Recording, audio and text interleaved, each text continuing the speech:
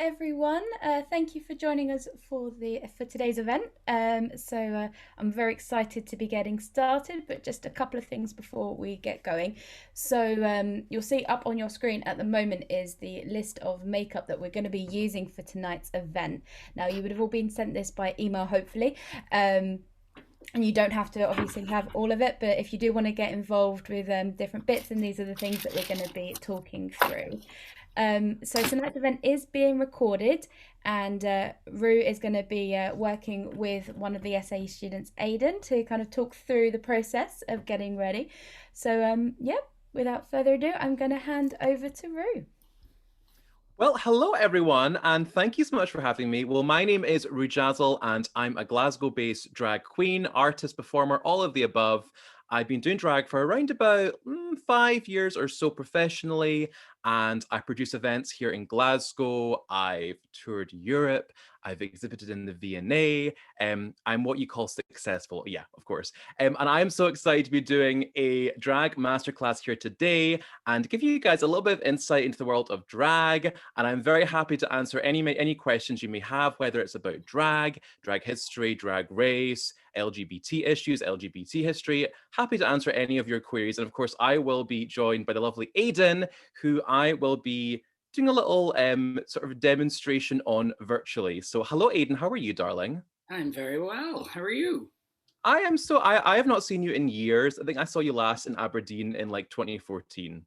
Something like that. I remember when me and Liam came down to see DWV when they were a thing, and you,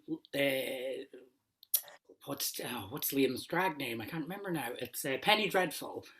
Me, you, Penny Dreadful, Oktoberfest, and Lacey Rain, all just like the five of us on the double bed in my hotel room, just like. Oh, I don't remember that. I've removed that from my brain. Are you ready for some drag today? And I see you've shaved your beard off. Yeah, I've shaved my beard, although I have a bit of the sister problem where the growth is very quick. Okay, well that's fine. Let's get started. So, have you like done any moisturizer or anything? Yeah, I have moisturized my face. Fabulous. And my pro tip, of course, is that for drag, we are applying lots of like heavy makeup. And if your skin, like mine, is very, very dry, it does help to have a nice canvas to start off with. So yeah, go in with some foundation or a primer or both, just to make sure that your canvas is nice and ready to be worked on.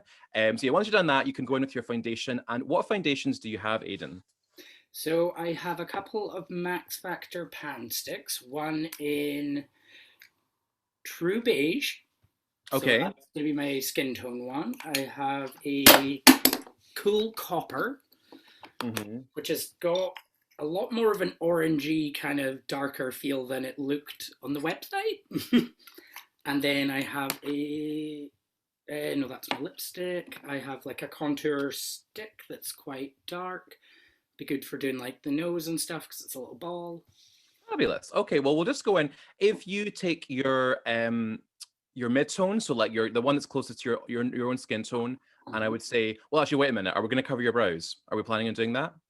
I can do. I bought one of the glue sticks. Let's do that first then. I'm getting ahead of myself. So yes, if you have a glue stick, we're going to cover our eyebrows. And the reason that drag queens or drag performers do this is just to kind of bring everything a little bit higher so you have more area to work with, because often your brows are kind of like a little bit lower down, and drag is more by that exaggerated look on a face. So as you can see, my brows are covered today. Some drag performers do shave them off, but I don't look like an alien out of drag, so I keep my brows so I can look a little bit more normal day to day. So what Aidan is doing is he's swiping that glue stick over his brows, and that way you're creating a flat surface on the brow area, and that means he can be covered with powder. It sounds quite complicated, but it's actually very, very simple, but it does take a little bit it does take a while to kind of master it, and I know that a lot of queens struggle for a while, but all you're doing is just swiping the glue over, it creates a flat surface, and then you can cover that with makeup once it's dried. Now, one thing I will say, I always get asked by people, is this safe to put on your skin? The first thing is, yes, it is safe because children literally eat this glue. I probably ate it. That's why I'm the way I am. So it's totally fine to put it on your face. And of course, like drag queens do lots of things that are not safe. So it's just part of the world of drag. We're taking risks. We're bending the rules. That's how it works. So I usually do like a few layers on my brows, let it dry for a little bit. The good thing with the purple glue is you can kind of tell when it's dry because it's kind of gone clear, the purple effect is gone, and then you can set it down with some powder. Hi Rose, sorry, just to interrupt quickly. We've had a couple of questions just come through in the chat. So Go the for first it. one was they don't have many foundations, but they have a BB cream and a powder one. Are these okay? So for today, they're totally fine. The thing with drag and the reason that drag queens do wear like heavy makeup is because like we are going on stage in front of like very like extreme lights, and also if you're performing at a big event like a Pride or like in a I don't know like a large venue, you want to be seen from very far away, and if you're lip syncing, you want to have like big facial expressions. That's why drag queens wear heavy makeup. But for today, for a wee Zoom call, a BB cream is totally fine.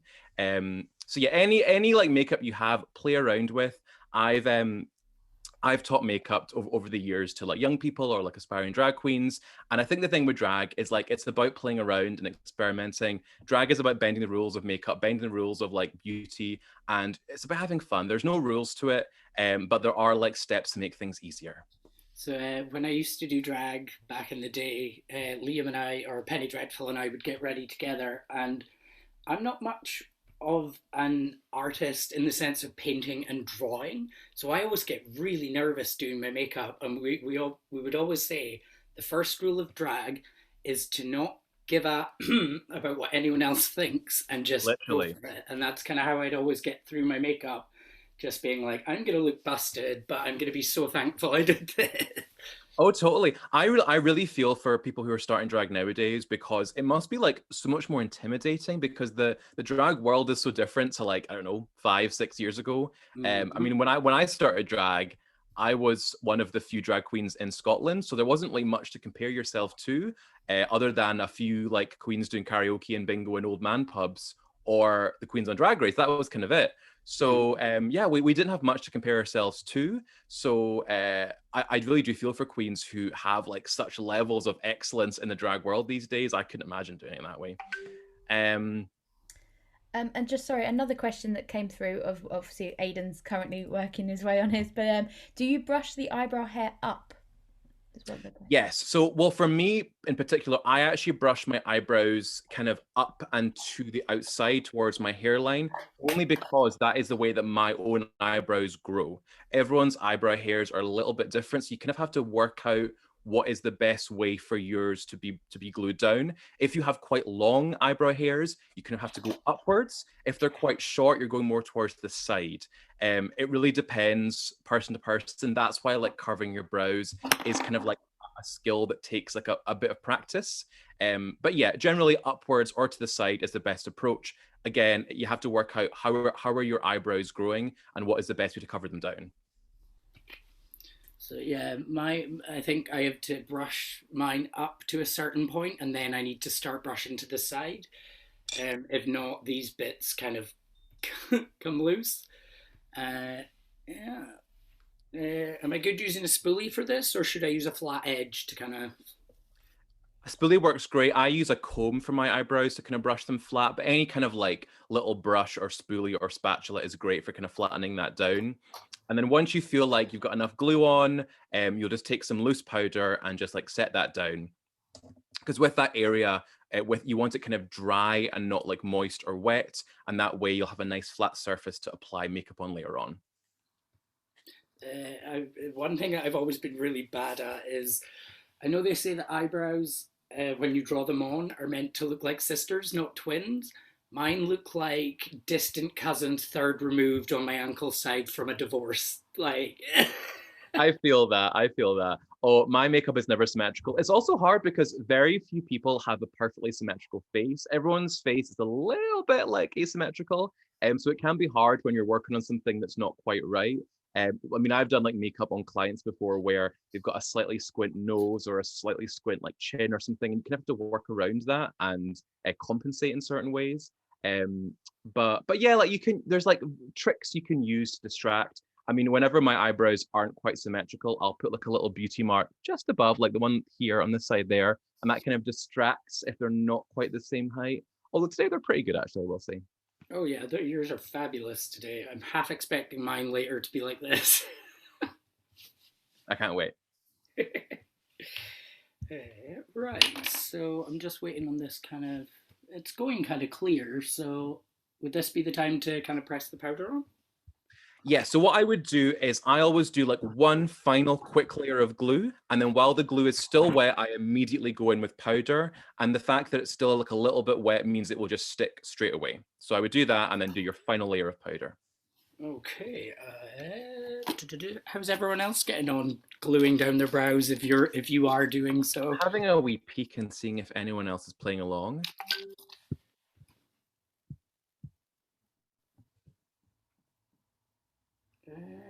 Where is my powder? So I don't know if you can see, but Michelle's looks like there's something going on there. Oh my God, Michelle, that's incredible. Wow. That looks so cool. It looks like a filter. It looks like an Instagram filter. It's amazing. Wait, I want to see Michelle.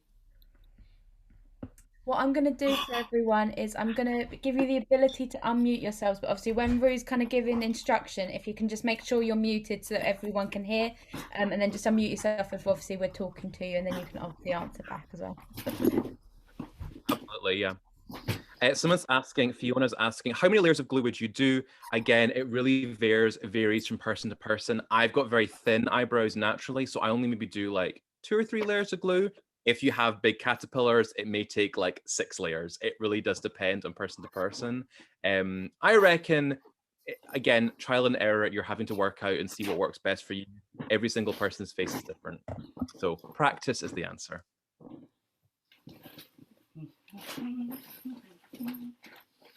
I was once working on a Erasmus youth exchange, and I was teaching some young people drag makeup, and they were young people from like around kind of Southern Europe, so like Portugal, Italy, Greece.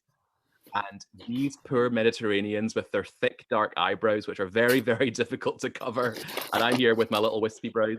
So yeah, it really does vary from person to person, depending how thick your eyebrows are. But yeah, it just takes practice. Have you ever been one of those queens that just shaves them off? So I did actually do that very briefly, like in 2016, years ago. I shaved mine off, and it does speed up. Here's the thing, like it does speed up the process because covering your brows does take like 20 minutes every single time you're getting in drag. So it does speed up that, but then the effort of having to draw on eyebrows every single day and make them look kind of normal and human. I honestly, like, I respect anyone who shaves them off and can look normal. I look like a thumb, so it's definitely not worth it for me, especially. And also, like, trying to go to like normal events, and I mean, back then I had like a day job, like working in a restaurant, so it was not fun having to, like, if you accidentally like wiped your brow off midway through the day, or yeah, so it's not always the most fun. Wonderful. I cannot seem to find my translucent powder, so you have like any talcum powder? Because that can work just fine. Oh, is that Ben Nye? Oh, she's fancy. She's had this for a while. Right, so we're gonna do one more layer of glue. Yeah, I remember back in the day when drag wasn't as popular as it was now, and you know, like like Alaska makeup tutorial would get like millions upon millions of views, and every time I saw it, it was either the Ben Nye like white powder or the Ben Nye banana powder. I'm far too pale for that banana powder. I have to use the pale one. But yeah, no, they're both. Ben Nye's great. The makeup's amazing. Yep, it's such a godsend, queens. Right, now.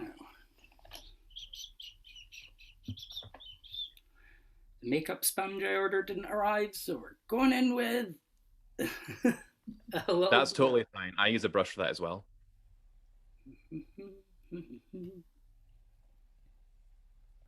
I remember the very first time I did drag in public of my own choice, because my mother used to dress me up as a little girl when I was little.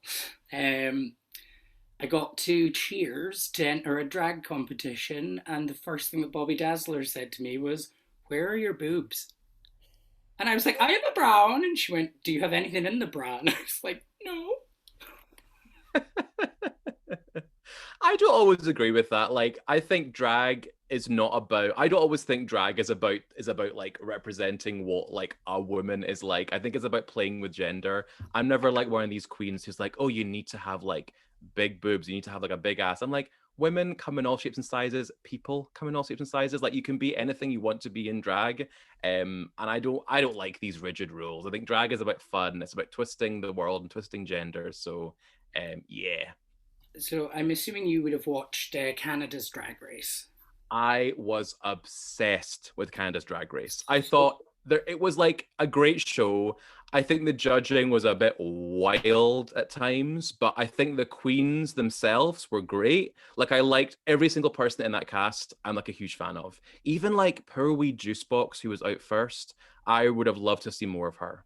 yeah, I mean, so I kind of call Juicebox the hair flip queen, because she does like burlesque stuff that's all really sexy and sensual. She can turn a look and do like a Gollum style lip sync, but then if she's just looking fabulous, it's the hairography. Like she just like every move she makes, there's like a head whip and a hair whip, and you're just like, ah. I'm so here for that. I love a good like Britney choreo circus tour live moment. Yeah, very that. Yep. No, I love that. And so, you were living in Toronto, weren't you, Aiden? Is that right? Yep. Yeah. Scarlett Bobo was the drag queen that performed at my hen do. Oh my goodness, that's amazing. Hmm. That's incredible. Juicebox and I were almost gonna hook up, and then and then it just never happened. Okay. It was so weird, like watching these people that I know, like Priyanka. Me and Ailey used to go and watch Priyanka every Sunday night in Cruise and Tangos, and then all of a sudden she walks into the workroom, and we're like, And she killed it. She really, hmm, I mean, she was my winner from the start. I thought she was so charismatic and just like a good all rounder. mm-hmm, But no, it's totally surreal. I mean, obviously, like for me this year, like two of my Scottish sisters are on Drag Race. Lawrence is someone that I've worked with quite closely for the past 3 years now. Yeah, we've been working in the same club for the past 3 years, part of the same show together. So it's totally surreal seeing her on the show. And I mean, the fact that there was no one from Scotland on the first season, we always said like it should be Lawrence who is the first one on, because she's just like a good like drag queen. She can mm-hmm. sew, she can do her own hair, her makeup's incredible, she's funny, she can act. She's actually like a trained actor. Like that was her like course when she studied. Oh, Um, nice. so yeah, Lawrence is so fierce and she deserved it. Although I do know that if anyone from Glasgow had got on before her, she would have killed them because she was hungry for that. She was so hungry. And obviously, like Ellie is incredible as well. Ellie's a total sweetheart. Um, she would come through quite a lot to Glasgow and perform here, and she would stay at mine. And just like a lovely queen. I remember years ago, she taught me how to style hair, and she was like, I'm at my flat for like a weekend, and like we like styled a few wigs together, and she's just the nicest person, Ellie. So I'm so proud of both of them, and they totally like deserve all the love that they're getting. So if you're not watching Drag Race UK, go watch it after this. What was I gonna say? Yeah, I felt a bit bad for Ellie last night with last night's episode, because I thought she was so close to the win, but just what a horror came down in. Like when she turned the corner and just kind of, I literally went, like I properly gasped. Like, Yeah, I will continue this after the next step. So are your brows set down now? yeah, I'd say I'm just kind of putting more powder on dry brows. Fabulous. So once you feel that they're properly dry, I would go in with your foundation. So like your mid-tone that's closest to your skin tone, just put it kind of all over your face, but try and like focus it on certain areas that need more coverage. So your brow area, make sure you've got enough foundation there to make sure you're nicely covered. If you have like any beard growth or like stubble, put it quite heavily like in that area. In other areas, one tip I have for doing drag is that you don't actually need a lot of foundation on your forehead. Especially if you are getting a little bit older like me and you have forehead wrinkles coming in, you don't want too much foundation there, as it can like make things look a bit cakey. So yeah, just focus your foundation in the areas that need it, and you can go a bit lighter elsewhere. This may be an extra step. Do have this little paint pot thing. It's a great palette. Should I put that on like my beard area first and then powder? So I would say that's a great, this is a great, more advanced skill here. This is color correction. So in makeup artistry, you can use different colors such as orange to compensate for any grayness in the beard area. You can use green to compensate for redness. You can use other shades to kind of compensate for like different areas. You can use a bit of pinkishness for like any dark areas. But yeah, I would say for the sake of a Zoom call, no. If you were going on stage, that would be a great thing to do, because obviously like if you're in drag for a few hours, your beard might will start growing in, and the orange foundation will kind of help to sort of cancel that out. But yeah, for the sake of a Zoom call, just go with your foundation, definitely. Okay. So So you've Amy got a couple of things, coming through. I was going to say on the chat, make sure I wanted to make sure we answered all the questions. So the question came through from Amy of, do you recommend setting spray while setting your brows? Absolutely not. Do not do that. The whole thing is you do not want any wetness in that area, because the thing with this type of glue is that it is washable. It will come off with water. So if you put anything wet in that area, it will immediately start removing the glue. So do not do that. To set it, only use dry things like a powder. That's the only thing you should use. And then go right in with your foundation and set that down. So yeah, I would not recommend that. And we've had another question of Faru, what's your favorite look to create? Wow, that is a very vague question. Be more specific, whoever's asking that. Ruth. Yes, Ruth. Be more specific, please. Elaborate. Specific. I need to ask you something about this e.l.f. Ultimate Blending Brush. Is this okay to blend my foundation, or? Yeah, go for it. I mean, like, the thing is, again, it does vary from person to person. I prefer a little sponge to blend my foundation, but I know that like a lot of queens use a brush. So yeah, whatever works for you. Just blend that out. Tapping it, tapping it so it spreads. Lucia is asking, do some drag artists do permanent hair removal on their beard? Yes, they do. Because the thing with, if you are like touring or doing a lot of drag for like a long period of time, it really can take a toll on your skin if you are shaving every single day. I know that I am not even the hairiest person, and I get a lot of like shaving rash and pain there from shaving. So a lot of performers do that with kind of laser hair removal. And yeah, like it is a good solution that's a bit more permanent. And also I know like a lot of drag performers will get it like on their chest or in their underarms or their legs, just to kind of make it easier when they are getting into drag. See, this was my obviously one thing I will note as well is that I don't want people to think that to do drag you have to be hairless, because again, I am like a very like open-minded person. I think that hairlessness does not equal femininity, and I think that like women can be hairy and that all people can be hairy if they want to. I'm very much against this idea that you need to be clean shaven for drag. I love bearded drag queens. My flatmate is a bearded drag queen, and like my favorite drag is bearded drag. If you saw Holland's Drag Race, I'm a massive Madam Madness fan. Yeah, she was amazing. Honestly, like, people always ask me, oh, I have a beard, I can't do drag. I'm like, yes, you can do drag. Anyone can do drag. It doesn't matter what you look like, what your gender is, what your sexuality is. Anyone can do drag. It's about expressing your art and your creativity. And there are no rules to it. Drag is a free art form. It's about expressing yourself, expressing what you love in yourself and taking it out into the world. So yeah, break the rules, kids. I was actually commenting on, I don't know if you saw it last week, the Romesh Ranganathan and Rob Beckett did their show about drag. And it was interesting, I was saying to Aidan earlier that for the first part when Romesh was first doing his makeup, he shaved his beard. But when it came to the performance, he was like, nope, I'm going on as the bearded lady. And that will be it. I love that. I'm so here for bearded drag. I want more of it in the world.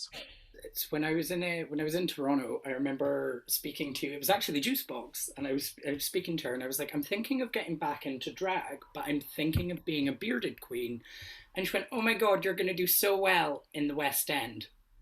And I was like, what? And she was like, I'm here for all types of drag. She's like, but bearded queens do really well in the West End for some reason.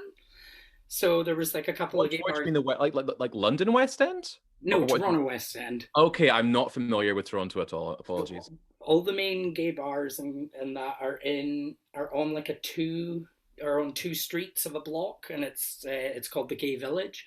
And then you have a couple of bars in the west, and then a couple of bars in the east. Yeah, there was a drag queen I knew, Jacqueline Hyde, who was a bearded queen, could pull out some of the most fabulous looks ever, and like it wasn't even like, oh, that would be good without the beard. The beard added to it. Completely. Yeah. He was a very big, muscular kind of like, guy, and so kept the beard, and I loved her. So once you think your foundation is kind of down, Aidan, what I would do next is do your highlighting and contouring. I like doing it while my foundation still look a little bit wet. So if you have, actually, if you get that cream palette and get some of the white from that, and literally using like your finger, just dab some in the high points of your face. And by that, I mean on your cheekbones, underneath your eyes, middle of your forehead, and on your chin and your upper lip. And that'll give you like a little highlight in those areas. Obviously, like depending on your skin tone, you can vary this. People with a darker complexion can use more of like an orange or like a light brown for this. For like someone like pale like myself and Aidan, we would use like a white for this. And that's the tricky thing. If you have really pale skin, I tend to find it's harder to find makeup that kind of goes with your skin, because it's usually they're like, oh, this is theatrical makeup, like stage makeup and that, and I'm just, yeah. Completely. And this step, contouring and highlighting, is kind of reshaping your face, because drag is all about transformation, and the way that contouring, highlighting, it exaggerates features. It makes your face kind of more sculpted. And if you are going for more of like a feminine appearance, it helps kind of bring everything up. And if you're doing like a more kind of a masculine drag thing, like if you're a drag king, you kind of do the opposite, and you darken the center points of your face, and it makes your face more kind of masculine and drawn in and kind of sharper and bolder. Whereas for drag queen drag, for something more kind of feminine, you're going kind of more upwards, sweeping upwards, and more sculpted. So can I ask about the chin highlight? Am I doing it just under the lip or on the ball of the chin? A teeny bit under the lip, teeny, teeny, teeny. And then if you use your brush just to kind of blend that out once, it's kind of just to kind of blend it in a little bit.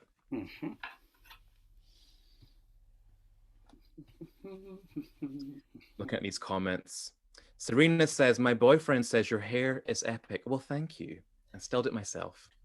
Laura says, my son loves your necklace. Oh, thank you. Little yellow chain.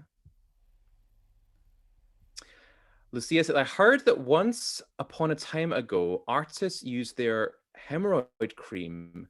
Oh, now under their eyes. I know about. Yes. Now, what is this? Is this to kind of stop sweating or something? No, I have heard this. Is it not like an under eye cream where it reduces the bags and stuff because it's anti-inflammatory? Potentially. You know what? I'm not a scientist. My flatmate is a pharmacist. I can maybe go and ask him this. Yeah, maybe it does tighten the skin potentially. You know what? I was saying earlier, drag queens are all about making it work, being resourceful, and we will find a solution to any problem, even if it is using hemorrhoid cream on your face. Yeah, I'm not going to say like I endorse that. I've not personally tried it, but you know what? If it works for you, go for it. You've never had hemorrhoids? I am a clean living woman, and I'm perfect in every way. Not that there's anything wrong with hemorrhoids, but yeah, I've never experienced that personally. I got very personal there. But yeah, any questions you have about drag race, go away, ask away. So Lucia is asking, so it's not used anymore. Personally, I don't know anyone who uses it. There might be somewhere out there that they use that. I know that, like, especially in the past, because makeup has changed a lot in the past 10 years with the rise of the Kardashians and Drag Race. And I mean, when I started drag, you could not get a contour palette in Superdrug, and you could not find half the things you can get nowadays. So drag queens had to kind of make it work and be more resourceful, especially if they were working before like things like drag or being gay were illegal. Amy says, would you ever be a bearded queen yourself? I would never say never. You know what? I can't really grow a beard. I have like a 14-year-old's bum fluff when I grow a beard, so it wouldn't really work for me. But if I could grow one, yeah, why not? Of course. I love bearded drag. My flatmate is an incredible bearded queen, and she'll always kind of incorporate her beard into her look, and she'll make it match the color story. She'll have like a big red wig and a red beard, or a blue beard and a blue wig. She'll glitter it, and it makes it more of like a feature of the look to add to the fabulosity rather than like anything that detracts. So amazing. Yeah, there's a queen in Toronto called Beardra. And so Love she's that. a bearded queen, and she always has her wig and hair matching. And it again, it's kind of like, I wish people would be more accepting of different types of drag, Completely. because Beardra does flips, splits, like everything. She vogues, she comes out with killer looks, and she kind of sometimes gets looked over because she's a bearded queen, and Totally. it's yeah. And the one thing that I will say, like, I'm a massive Drag Race fan. I love Drag Race. It's like my favorite TV show. But in a way, Drag Race kind of does limit the types of drag that are shown on TV. And I think that for a lot of people who watch Drag Race, they might not realize that the actual drag world, the real drag world out there in clubs and in the queer community is much more diverse. And a big part of our community is people who are more gender non-conforming. It is trans people. There are women who do drag. And unfortunately, Drag Race isn't that great at depicting them on the show. And I think for a lot of people, they think, oh, it's just gay men that do drag. And that really is not the case. In Glasgow, where I work, it's a very, very diverse scene. I would say at least half, if not more than half, of our performers are somewhere in the trans or gender non-conforming queer spectrum. And it's a shame that Drag Race doesn't depict that. I really hope that it will change. A big part of our community are also women who do drag. And again, they're not shown in Drag Race. So just remember that Drag Race does not really depict what drag is all about. It's quite closed off. It's kind of more about RuPaul's idea of what a good drag queen is. RuPaul likes glamorous, feminine, quite often, unfortunately, skinny drag queens. And I would love to see much more diverse types of drag scene. And I would love to see more diverse types of drag shown everywhere and celebrated. So yeah, just remember that like there's more to drag than Drag Race. Check out many amazing artists and support them if you're on Instagram or at shows when they come back eventually this year, hopefully. So yeah, there's a lot to drag. It's very diverse. So they have a drag show in New Zealand called House of Drag, and in season 2, I think it was, they had like an I'm gonna do it like this, an ally to the Okay. LGBT community. This woman, this straight woman who did drag, and in one episode she got saved over was it an AFAB queen or a bio queen, and one of the other contestants actually left the show because he completely disagreed with it. He was like, my friend, this bio queen, is involved in the scene, does charity work for the LGBTQ community, and all this stuff. And it's like this straight woman comes in, takes our stages, takes our spaces, and then does nothing to help the community. And so it was kind of that way where, it was someone kind of being like, anyone can be part of our world, but if you're going to be part of our world, be part of our world. You know what I mean? Don't just take the spotlight and then be like, okay, I'm done. There's a lot of battles needing fought. So yeah, I mean, I've not seen that show. I did kind of know about it. Sort of, didn't a drag king win that show?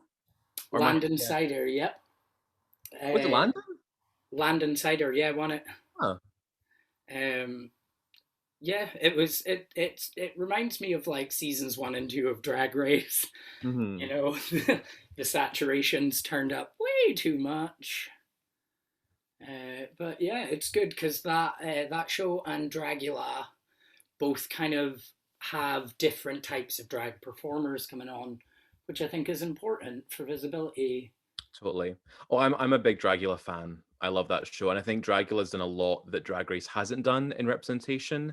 And in their last season, they of course had not just male drag performers. They had people who are trans, who are AFAB, and also a drag king as well, which is amazing. My only issue with Dragula is that it's a little bit animal abusey sometimes by making these contestants like swallow live animals. I'm not about that as a vegetarian, but you know what? Other than that, I love Dragula. See, when they like, if I was on Dragula and they were like, okay, you're in the bottom two, you need to jump out of a plane, I'd be like, yes. See the one Fine. where they made them get all the piercings and have all the needles in them? I'd be like, this is nothing to do with drag. You are literally torturing me for entertainment. Yeah. A few more questions here. Amy says, do you recommend cream or powder contour? Again, it varies from person to person. If you have super, super, super dry skin, I would recommend using a cream contour. That's what I use. I've got very, very dry skin. So I do all my contouring and highlighting with creams and then set it down. Because if I apply too much powder to my face, it gets very, very dry. If you have more of like an oily skin tone, maybe use some powder, and that will help with kind of your oiliness. So again, it varies from person to person, whatever skin type you have. Kim asks, what would you recommend to fill out an upper lip? I would say a recommendation would be to work out a shape that works for you. And I always think that it's better to only overdraw your upper lip and never your lower lip line. I think if you do your lower lip line too much, it can make you look quite kind of sad and mopey. And I think with drag makeup, you want kind of everything kind of levitating upwards. So bring it out. I'll kind of point in your like outer corners of your lips, bring it upwards and then bring it down for your Cupid's bow. A mistake a lot of queens make is they make their Cupid's bow too pronounced, and you can very much see like the ridges. So I would say focus it more in the outer sections and then bring it in on the Cupid's bow. But again, like all these things, it's trial and error and working out what is best for you. So Aiden, I can see you're going in with your contour now. So Aiden is taking his contour just on the outer perimeters of his face. So in the outer section of your forehead, on your cheekbones down here and around your jawline. And that is kind of like making your face a little bit smaller, more sculpted and more defined.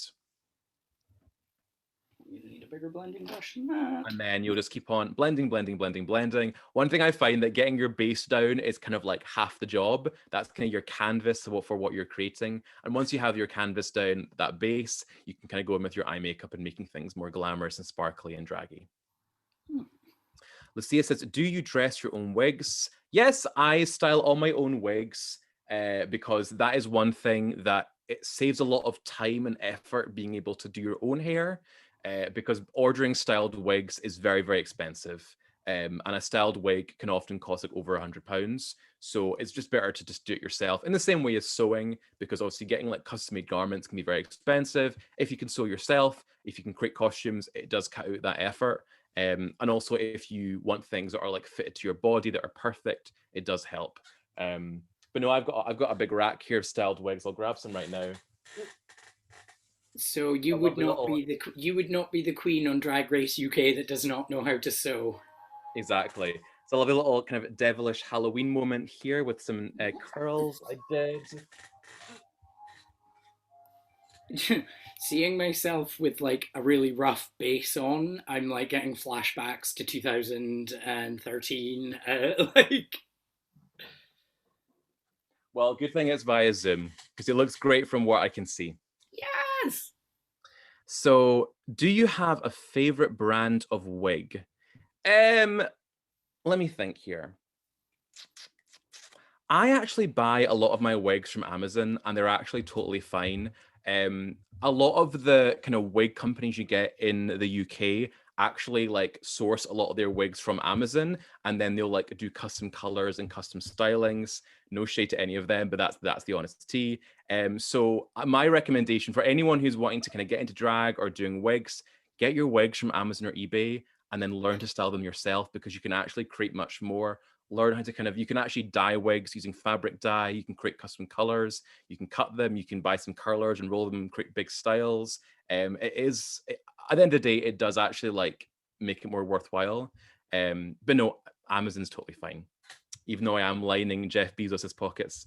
How many wigs do you have? Probably have like maybe like 15 lace fronts, and then the lace fronts are wigs that have that kind of more sort of defined hairline. And then I have about maybe like 20 cheaper hard fronts. And all my wigs are synthetic. For anyone asking, they're all synthetic. Human hair is very expensive. Human hair wigs cost like £400. And the thing with a human hair wig is you can't tease them to be this big, because human hair naturally does not do that. And if you're going to tease them, you're literally going to destroy the wig. Whereas with a synthetic wig, you can tease it and make it big and then reset it and make something else. If you want to buy synthetic wigs, if you're going for a very like wet illusion fantasy with like flipping your hair and being, if you want like a flat wig, go for it. But if you want big hair, do not buy a synthetic wig. Do not buy a human hair wig, buy a synthetic wig. What are your top tips on sewing your own outfits and costumes? And what is your favorite garment you've sewed? I am not an amazing seamstress. I do know how to sew, but I'm quite lazy. I'm much more adept with a hot glue gun. And especially in the past year, my drag has been very much waist up on these Zoom calls. So not been doing much sewing in the past year. I think any tips on sewing? I'm not sure actually. Nothing is jumping out right now. RuPaul's been doing drag just from the waist up behind that judging table for years. Oh, literally, you guys might not know this, but RuPaul will walk the runway in her gown, and then her gowns are detachable. So the bottom half comes off, and she puts on sweatpants. That is not like an urban myth. That is like honest tea. I'm not even joking. That is the way it is. RuPaul will be in sweatpants behind that judging table. That's complete fact. Sewing tips. I am not sure actually. I'll have to think about that one. I'll come back to it.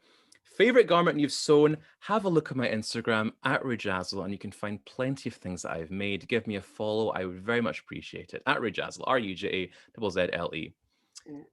How do you brush wigs so they don't look worse afterwards? Is there a price level you don't go below for your wigs? So, top tip for wigs. Can I grab one? So here's a lovely little flat orange wig. One mistake people make is they get a brush and they start brushing from the top.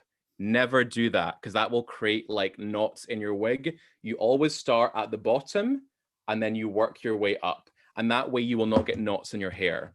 One great thing is to use furniture polish to make your hairs nice and shiny, and that can help with any static in the wigs. Again, drag queens will use random household products as tools. But yeah, brush wigs from the bottom upwards. And of course, if you have a styled wig like this, I would never run a brush through this because that will remove the curl. You're better just to use like hairspray and your fingers to kind of define the style once it's done. Is there a price level you don't go below for your wigs? It's so difficult to say. I mean, like I bought some wigs that were literally like 20 quid. I think this wig here was maybe like 19 pounds on like eBay, like real cheap. And I made it work. When it arrived, it wasn't that nice. I put it was completely straight. I put it in a style. So yeah, like sometimes I bought wigs that are like 50 quid and they're horrible. So it really varies. You never know really. Mary says, I bought one from Poundland to start styling. Great. Honestly, like that's a great thing. Drag takes practice. Get your wig, play around with it, get some rollers. I know that some queens use like the steam from an iron to set the wigs, and once you've rolled them. Actually, a question here about that actually. All these questions, too many. Obviously with synthetic hair, you need to use steam to style them. You cannot like put like a curling iron through a synthetic wig. It will just burn the hair. So you're best to use a steamer or the steam from an iron to set that curl down. There's plenty of tutorials on YouTube. Go and check out James Mansfield on YouTube, who does amazing wig styling videos. I've learned a lot from watching them. James Mansfield is the how I learned to make my hip pads. Ah, amazing. Yes. Right. Lucia says, would you do another session on here to demo dressing a wig? Well, Alice, you're getting requests there. I'm getting future bookings being requested. Oh, well, you never know. Can see some more bookings coming in the future then. Jackie says, what is the best drag club in Glasgow? So shameless plug, I work in Polo, which is the biggest queer club in Scotland. And they have pretty much cabaret and drag every single night of the week. When they do reopen, they're planning on reopening, fingers crossed, in July. And we have plenty of things planned. We're planning a drag festival in August, hopefully. We're planning a drag ball this year and a pageant. So if you're in Glasgow, check out Polo. And yeah, lots of fun. That is where myself and Lawrence Cheney were working for a very, very long time together. Lawrence now has moved on from polo, but I am still there, keeping it real. Do you wet or steam style your wigs? So I use steam for my wigs. My steamer is right here. So when I'm styling my wigs, I will put the wig in rollers, put it all up in rollers so it's nice and curled, put a bag over it, put the steamer in, steam it up until it's wet, leave it to dry, and then your wig is curled. It's that simple.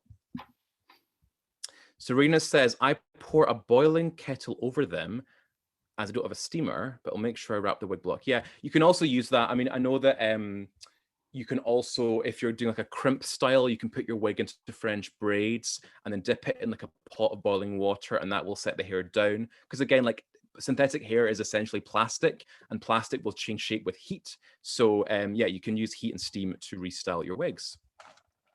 You're looking great, Aiden. So you've got that lovely contour and highlight mapped out there. Once you're happy with the blend and your everything looking good, you can go in and set that with your loose powder. Okay. One thing I was going to ask for people that maybe have the same problem, see the lines on my forehead? They don't seem to kind of have makeup in them. How would one solve that? The creases on the face and making sure that nothing starts cracking. The real solution is Botox, but for now, you would just have to kind of just blend it as best you can and then set that down, and then we'll try and detract from it later on with some makeup. The thing is, I have those creases too. I go very, very lightly with foundation on my forehead, because the thing with foundation is that as much as it does cover like this, as much as it will give you coverage, it also brings out texture. So if you do have textured skin or wrinkles or like acne scars, it will make them show up more. So just think about when you're applying it, what areas do I need coverage and what areas do I want to go a bit lighter just to not draw attention too much. Do you know what I think is going to happen once lockdown ends? All these drag queens are going to go back to work, and they're going to get through their second lip sync number and be like, I forgot how much work this is. Literally. So funnily enough, my last ever show that I did before a lockdown was in Aberdeen, of all places. And I have not worn heels since then. And that was in March. Yeah, March 2020. So almost a year ago, I have not worn heels. Because digital drag is a lovely Zoom call from the waist up. So I've not worn heels or pads or any of that in a very, very long time. So it might be baby steps for a couple of months come July, August when things reopen, but we'll get there.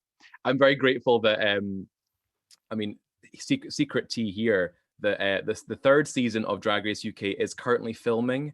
And I'm a little bit grateful that I wasn't cast on that, because I could not handle not doing drag for an entire year and then going on the main stage of Drag Race in heels. I mean, I can barely walk in heels right now, so that can come later on. A lot of appreciation to those queens who are on Drag Race now, having not worked in pretty much an entire year. So good on them. Yeah, they're casting for season 2 of Canada's Drag Race, and I've seen a lot of queens put up on their Instagram or Facebook being like, can people stop asking me if I'm doing, like, if I'm going to audition, because I haven't had any work for 9 months, so what do you expect me to go on the show with? And it's like, it's so true. So to anyone that's actually managed to go on after like the last year we've had, like, props to you, mama. Completely. And the thing as well is that going on Drag Race costs thousands of pounds to just be ready for it, because you have to buy like 20 brand new custom costumes and they're not free. So getting on Drag Race is expensive, especially if you've not worked in the past year and you're living off I don't know, like credit. So not good. But yeah, credit to them. Fiona says, your makeup looks fab. Had to go at drag at the first lockdown. It's trickier than it looks.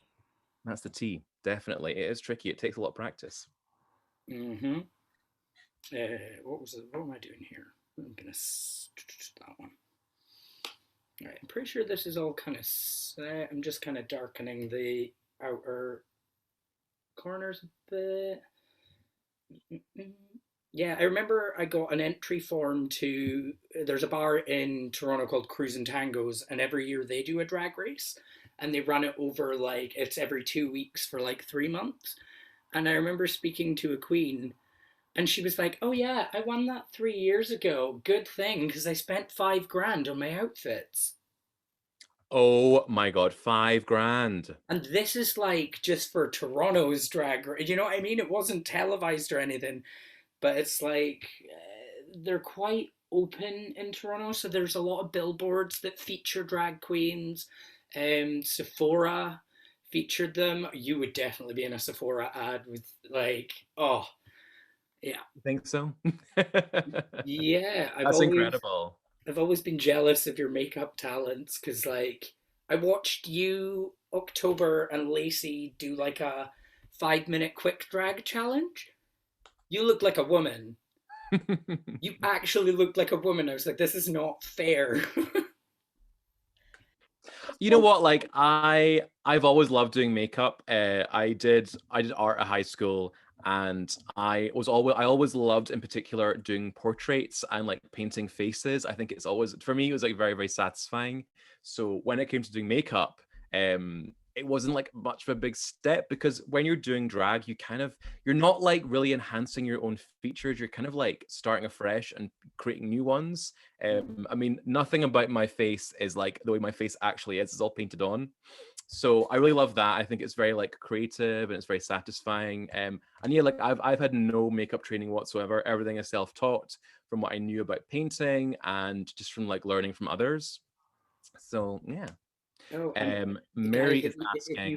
if you haven't checked out Rujazzle's Instagram page, she's done a couple of Februaries where she's like recreated famous paintings on herself, and it was just phenomenal. Oh, thank you. That's really Oh, kind of you. so good. Right. Yeah, have a wee scroll back on my feeds. I've done that the past. Well, I did it 2018 and 2019. I did that, and that was lots of fun doing that. Mary is asking, I don't know if you can tell from my bad camera, but is my contour okay? Where are they? Oh, I can see it. It looks really good. I like it. And so, Miri, if you did want to unmute, just to kind of, you can unmute yourselves now. But as I said, just when Rue's giving instruction, if we can just make sure we're talking at that point. Yeah.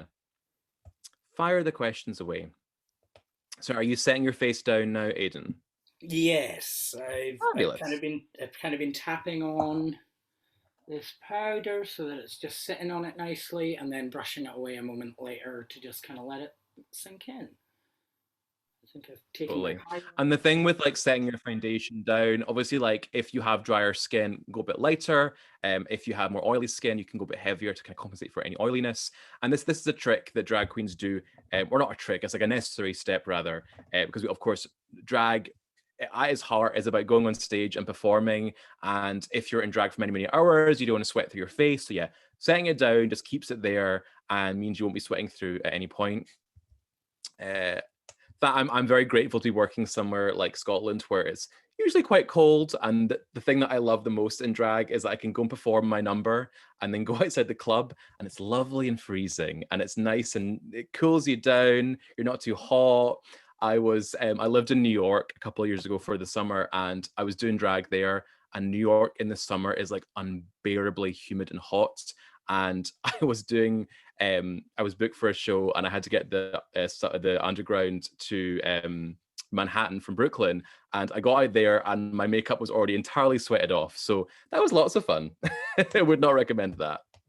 So yeah, set your face down. Very important. Yeah, I've seen it when I've done drag and my eyebrows have turned into a mustache because they've just melted. Literally. Lucia says, do you not put some anti-shine products on first? Help for sweat. Maybe, again, it's a thing that I'm not familiar with, having very dry skin. Potentially, yeah. I would say just like powdering could help with shine. I think that if you're doing like non-drag makeup for like every day, there are like blotting products you can have to help with shine. But yeah, I'm probably not the best person to ask that one because I've got very, very dry skin. I tend to sweat a lot through my makeup, especially if I'm on a stage, um, and it's just one of those things. You can sweat, and that's okay. But the second you touch it or try and wipe it away, you are just erasing a lot of what you've done or Literally. smudging a lot of what you've done. Um, yeah, That's one trick that I have, that if you are, this is like very specific, but if you are at a show or you're out and about in a club and your makeup's sweating off, your best just to powder it immediately and then try and like do what you can to fix it. Swiping it will just take it right off. So yeah, once you're happy with your base, you can start moving on to your eye makeup. And what I usually do is, do you have like some kind of like pencil of some sort? I do have a white, like a white eyeliner pencil kicking around here. Or do you have, actually, if you get that cream contour palette that you have, and if you get like a little angle, yeah, if you get like that and like a little angled brush, Is that too thick? fabulous. Perfect, perfect. So what I like to do is I like to kind of map out my eye makeup at this step. So I'm going to like map out where my crease will be, and your crease is this part here of the eye that is a kind of a fake eyelid. So I like to kind of map out where my crease will be and map out where my brows will be. And then you can kind of like work on top of that. It's kind of like when you're doing a painting and you do your kind of sketch first to kind of map out where everything will be. And then you can go in with your colors and your like your shades and your lights to kind of make sure everything's nice and defined. So if you maybe first go in with your with that like a brown shade on that palette, just like lightly on that angled brush, and create a kind of a curved shape for your crease. And I do mine kind of just above where my natural crease is. And then you can map it where your brows will be. So I'm sure you'll kind of know the rough idea of where that will be. Yeah. Pearl is asking, what glue do you use to stick your wigs down? Now, you can use lots of different things, and it does vary from queen to queen. I don't use, I know that some queens use hairspray to like set their wigs down. You can kind of like spray over the area and then kind of tap it down. I find that's not enough sometimes, but I think it might work for some people if you're not like flipping your hair much. I like to use spirit gum, which is a type of stage glue that people use for prosthetics and SFX, and you can get it at like a makeup shop or like a joke shop. Spirit gum, it's very, very available. That works for me. The only thing with spirit gum is it does leave residue in your wig that you have to clean off with rubbing alcohol and a toothbrush, but that's fine for me. My friend CJ, who is like a dancing diva, gymnast, doing flips and tricks, she literally takes some duct tape and wraps it around her entire head, and then will put her wig on and pin to the duct tape. I cannot do that. I get a massive headache. No thanks. But if you are planning on doing some major flipping and tricks, then you may need some duct tape to glue your wig down. A lot of queens will do that. But for me, I just use some glue and it's totally fine. And Serena says, I use a product called Odaban. It is a strong antiperspirant as I work in SFX, as well as makeup is really well with sweating. Oh, interesting. That's cool. Love that.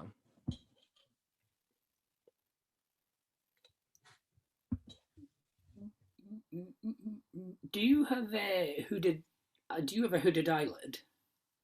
So my eyes are very hooded, and that's why I bring my crease quite high up, and from my liner I cover my entire lid pretty much.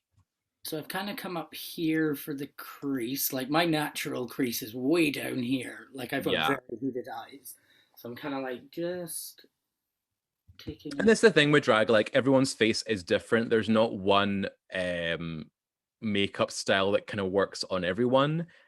So it's about working out what's best for your face and finding out what will work the best. So if you have quite hooded eyes, it can be helpful to like just make your liner quite heavy.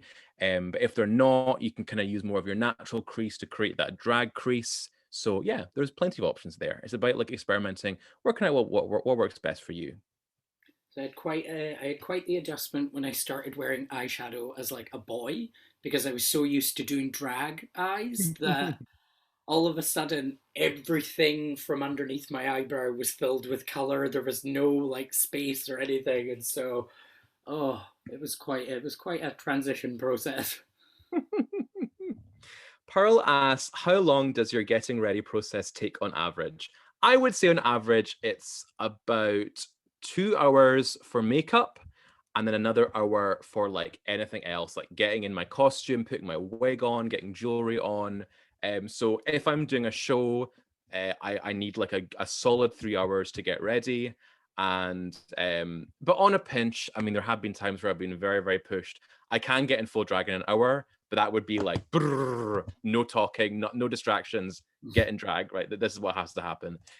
But yeah, 3 hours is a lovely, like, put on some music, get a lovely drink, chill. I can get in drag. I prefer that because getting in drag is like very therapeutic, very therapeutic for me. So I prefer being a bit more chilled when I'm getting in drag. See, I find being in drag to be very empowering. Like the actual being in it, getting ready, I'm always like, I look terrible. But then the second I'm on stage, I'm like, ain't nobody gonna mess with me. I'm butcher in drag than I am out of drag, because when you're in drag, it's like I'm already a man in a dress and a wig and paint on my face. What else can you do to kind of like to bother me right now? Exactly. No, it is so like empowering, and I mean, like I'm quite like a chill person in general. I'm not like a loudmouth. I'm not that much of like an extrovert. I am confident, but I'm not like gonna be the loudest person in a room. But no, like drag definitely like it helped me find my own confidence, and I think over the years of doing it, my like personality in drag and me out of drag is kind of the same at this point. For a time they were quite different, but now they're like the same person really. And I think for people who do drag, they do find that they gain a lot of confidence and self-love through doing drag, and that is the power and beauty of drag. And it's why I think that a lot of folks should like give it a go, try it, have some fun. It's not about being the best or being like the one on Drag Race. It's about expressing yourself and doing it for yourself. That's the main thing. What was I going to say? Oh, I did have an eyebrow brush. Never mind. So Jackie says, do you have a favorite brand of makeup that you like to use? Let me have a little think here. I kind of mix and match with lots of things. I would say my kind of go-to generally is NYX, because NYX is a good like middle ground of being affordable, but also being like good. And if you need like a new liner, a new mascara, I'll go to NYX. It's like, I don't know, £6, £10. You know it'll work. NYX would go to, but no, like I like trying new stuff all the time. I have some things that are more expensive. Like I have like my certain like foundations that are a bit more expensive, and I have some things that are like real cheap.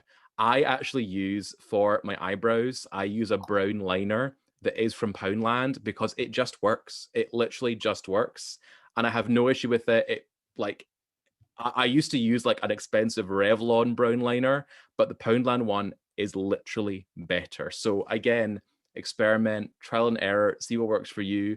I don't like there being any kind of like shame in using cheap makeup. I know lots of drag queens, I'm not going to name any names here, who are like, oh yes, I use Fenty and I use like all these expensive brands. I'm like, well, that's great for you, but I like kind of mixing it up and not being so proud about it. Whatever works for you, go for it. Whatever's in your price range, go for it. Like, have fun, experiment. Mary is saying, should I put some eye primer on? So yes, you can.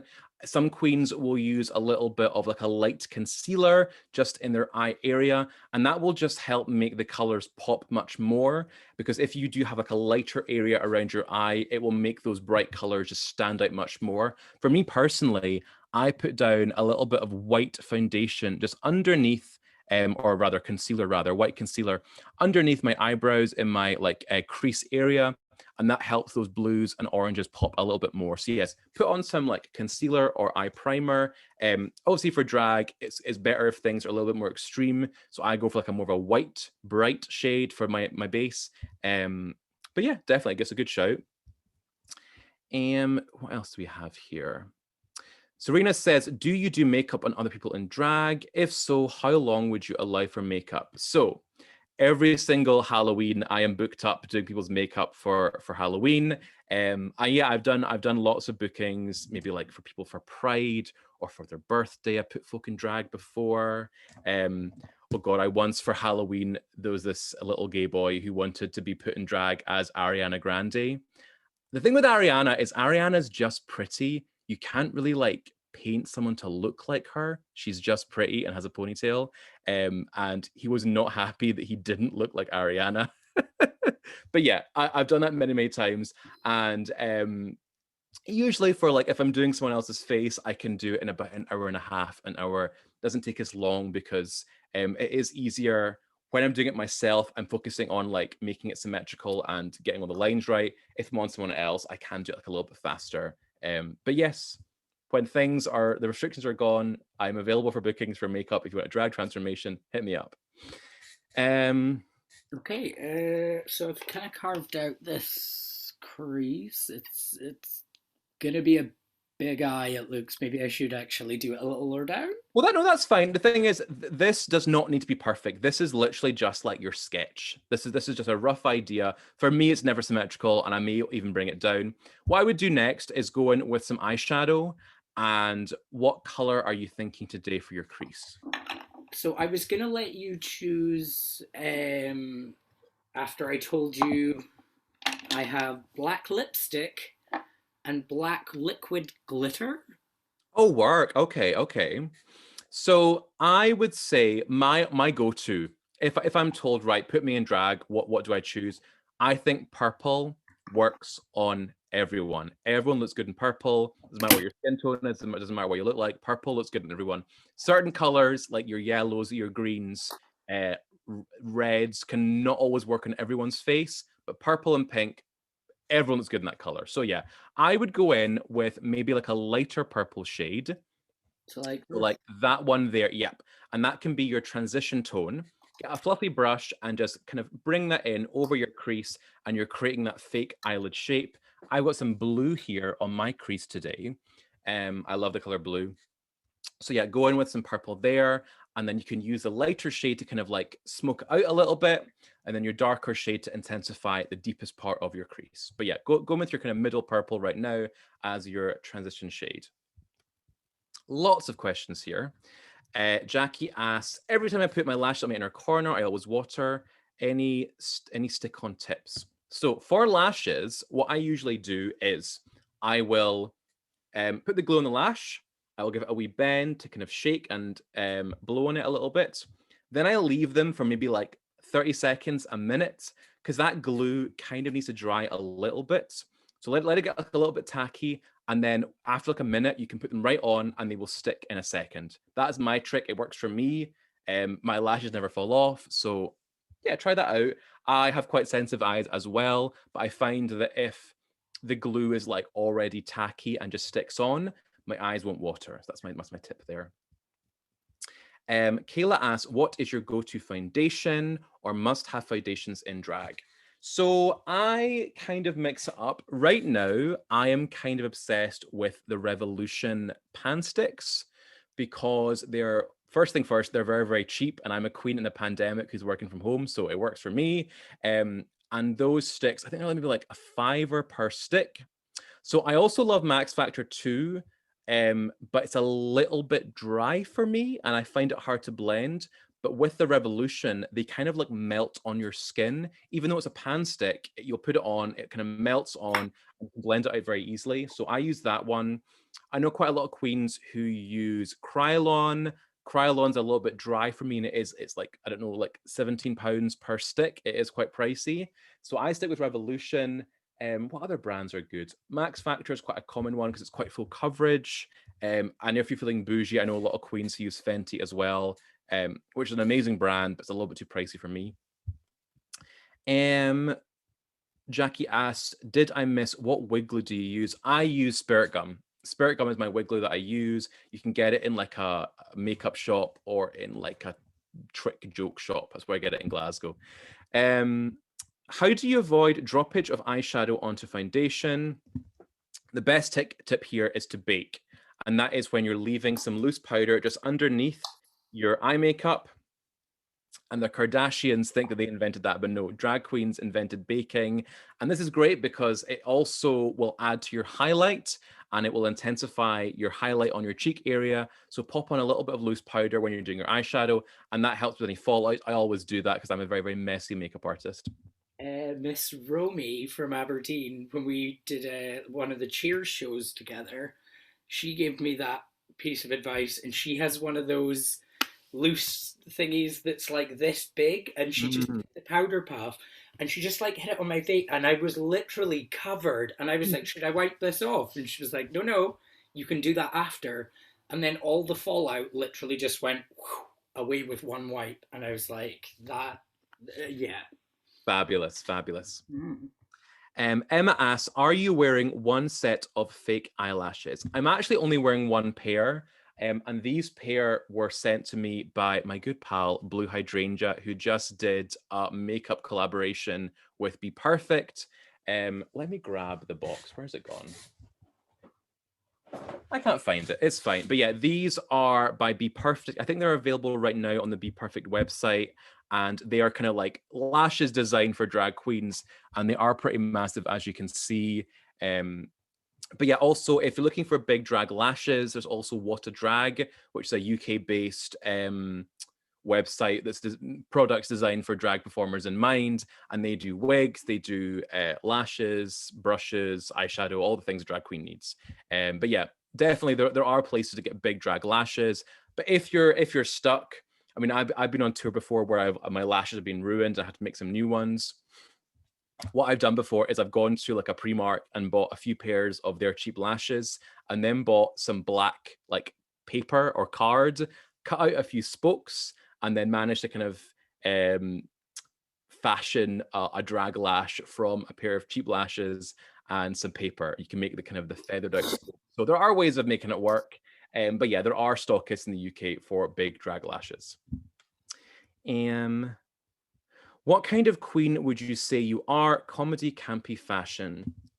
I would say that I'm an all-rounder, and I think again, that's one issue I have with Drag Race is Drag Race does like to kind of pigeonhole queens into a certain category, which is fine. But I like all aspects of drag. I love performing. I love hosting. I love creating looks. I love doing makeup. I love everything about it. So I'm an all-rounder. But I would say that in the scene here in Glasgow, I'm known more as like a showrunner host who also does like conceptual numbers that are like comedic and silly, but also maybe sometimes a little bit thought-provoking. But yeah, like check out my Instagram at Rujazzle, check out my YouTube channel. I post performances there. I've done lots of digital ones in the past year. So you can get an idea there. But yeah, I'm an all-rounder, and that's the way that I like being. So now that I've put the transition color, am I going in with a lighter or a darker? So if you get a lighter shade and just bring that above where you put the darker one, and you can kind of like blend it upwards. Lucia says, it's no theatrical trick, and the highlighting and contouring stems from theatre. Used to be Camp Cream Sticks by Leichner at number 5 and 9. Ah, I know Leichner actually. Yeah.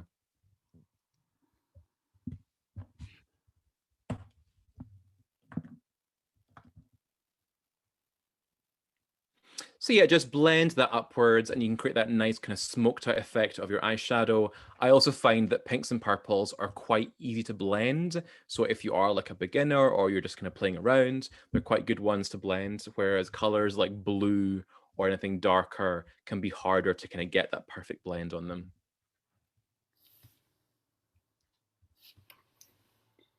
This looks great though. You're looking fabulous.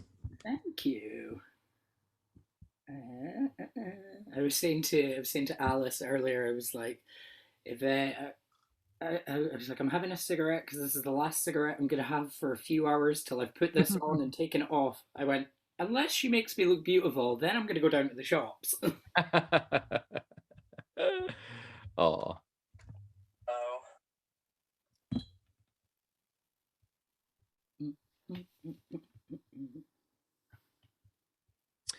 How long do you have to do your makeup on Drag Race? That's a great question. So, obviously, I've not been there. I've not been on Drag Race, but from what I know, I cannot reveal my sources. You can probably guess who this is from based on who I've spoken about earlier.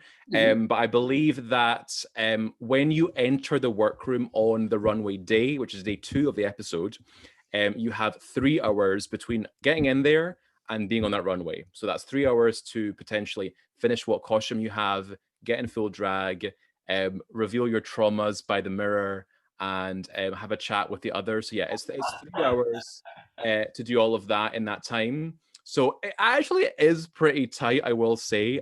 And from what I've heard, it is a stress getting ready in that time. Yeah, it takes me about 3 hours when I used to do it. So I can't imagine, I've heard some queens on the American one kind of be like, we got given 1 hour to do our makeup. And a producer is coming over to me going, talk to us about your childhood. And I'm like, but I have to paint my face.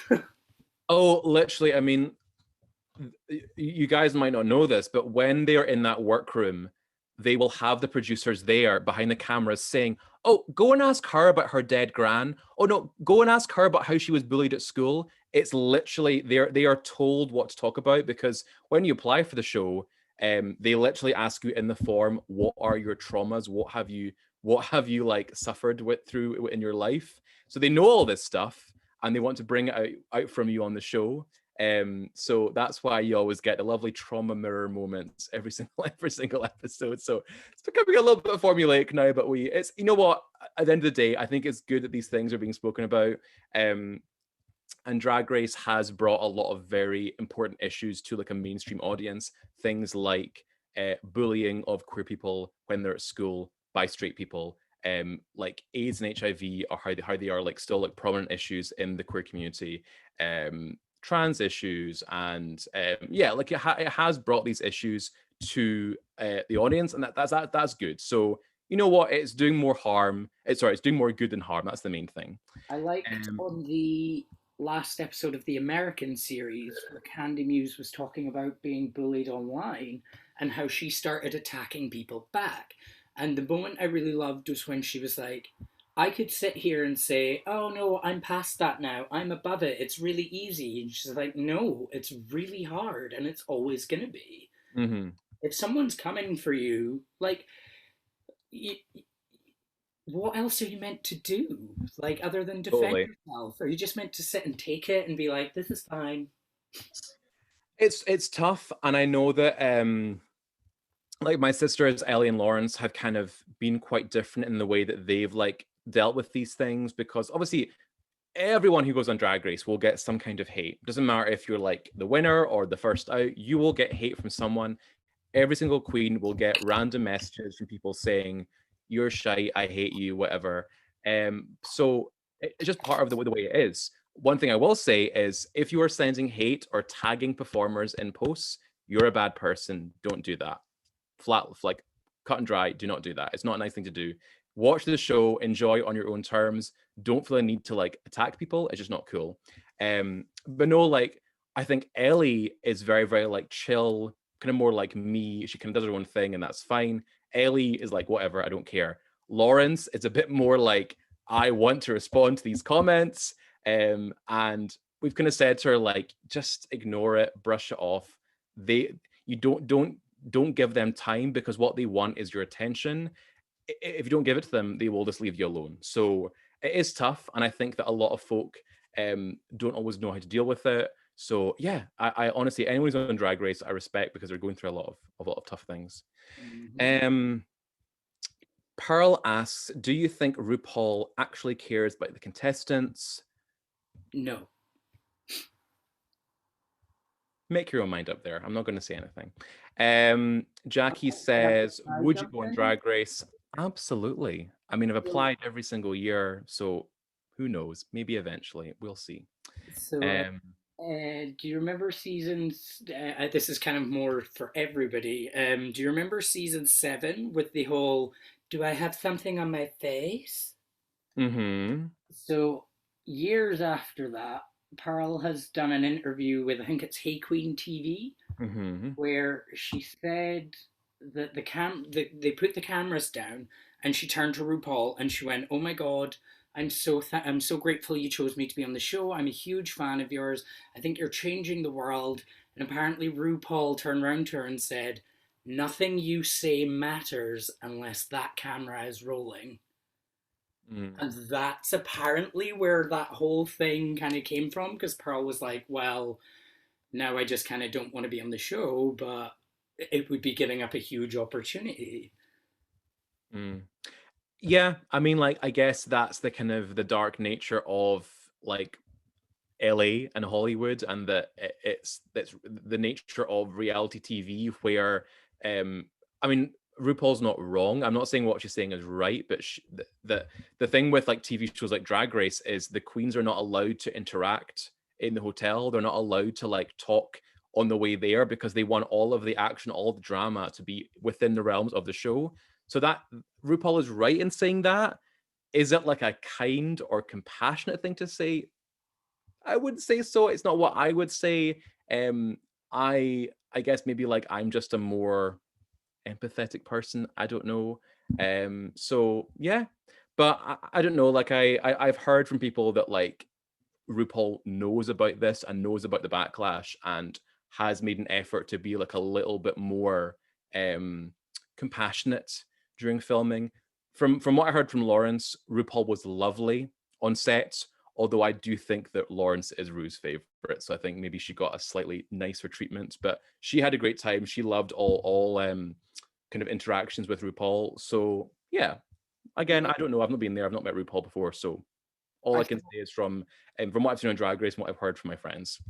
I thought when Ellie Diamond was like, "Rue, how come you say Lawrence Cheney, but you don't say it for Ellie Diamond?" I kind of was like, I've been waiting for her to ask that question all season. I just couldn't believe that's the way she asked it. It came out so kind of shady, and I was Ellie is, well, the thing is, Ellie is so sweet. Ellie is the least shady queen ever, because she's not the brightest button in the box, but I do love her, and I don't think it was meant as shade. I think she was just genuinely asking it. Yeah, I think she just kind of asked the right question in the wrong way. Yeah.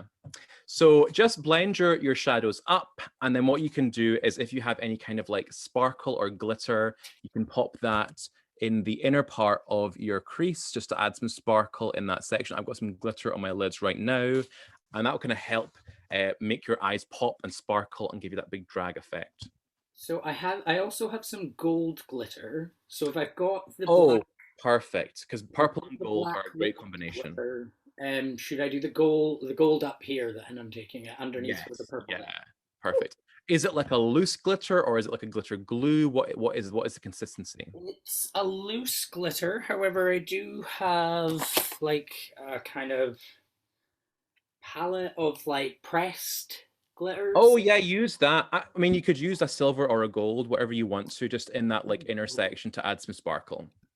Ooh, yeah, definitely silver. So Pearl asks, do you think trans drag queens have a more of an advantage?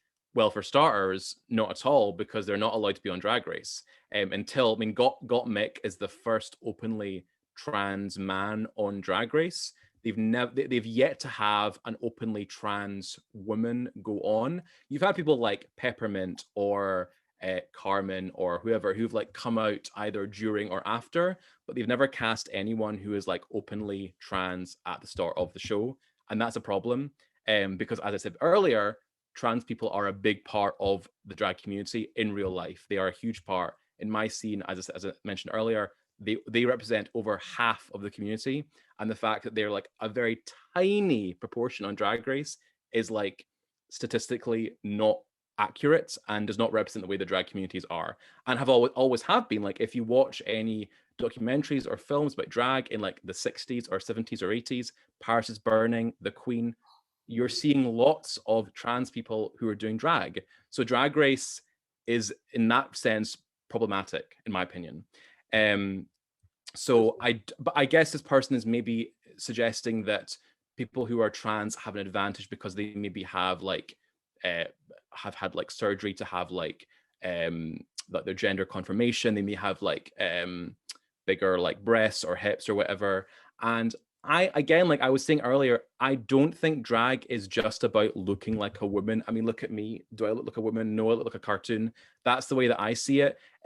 I think we do need to stop thinking that drag is not about looking like a woman or looking like whatever. It's about looking like a fantasy.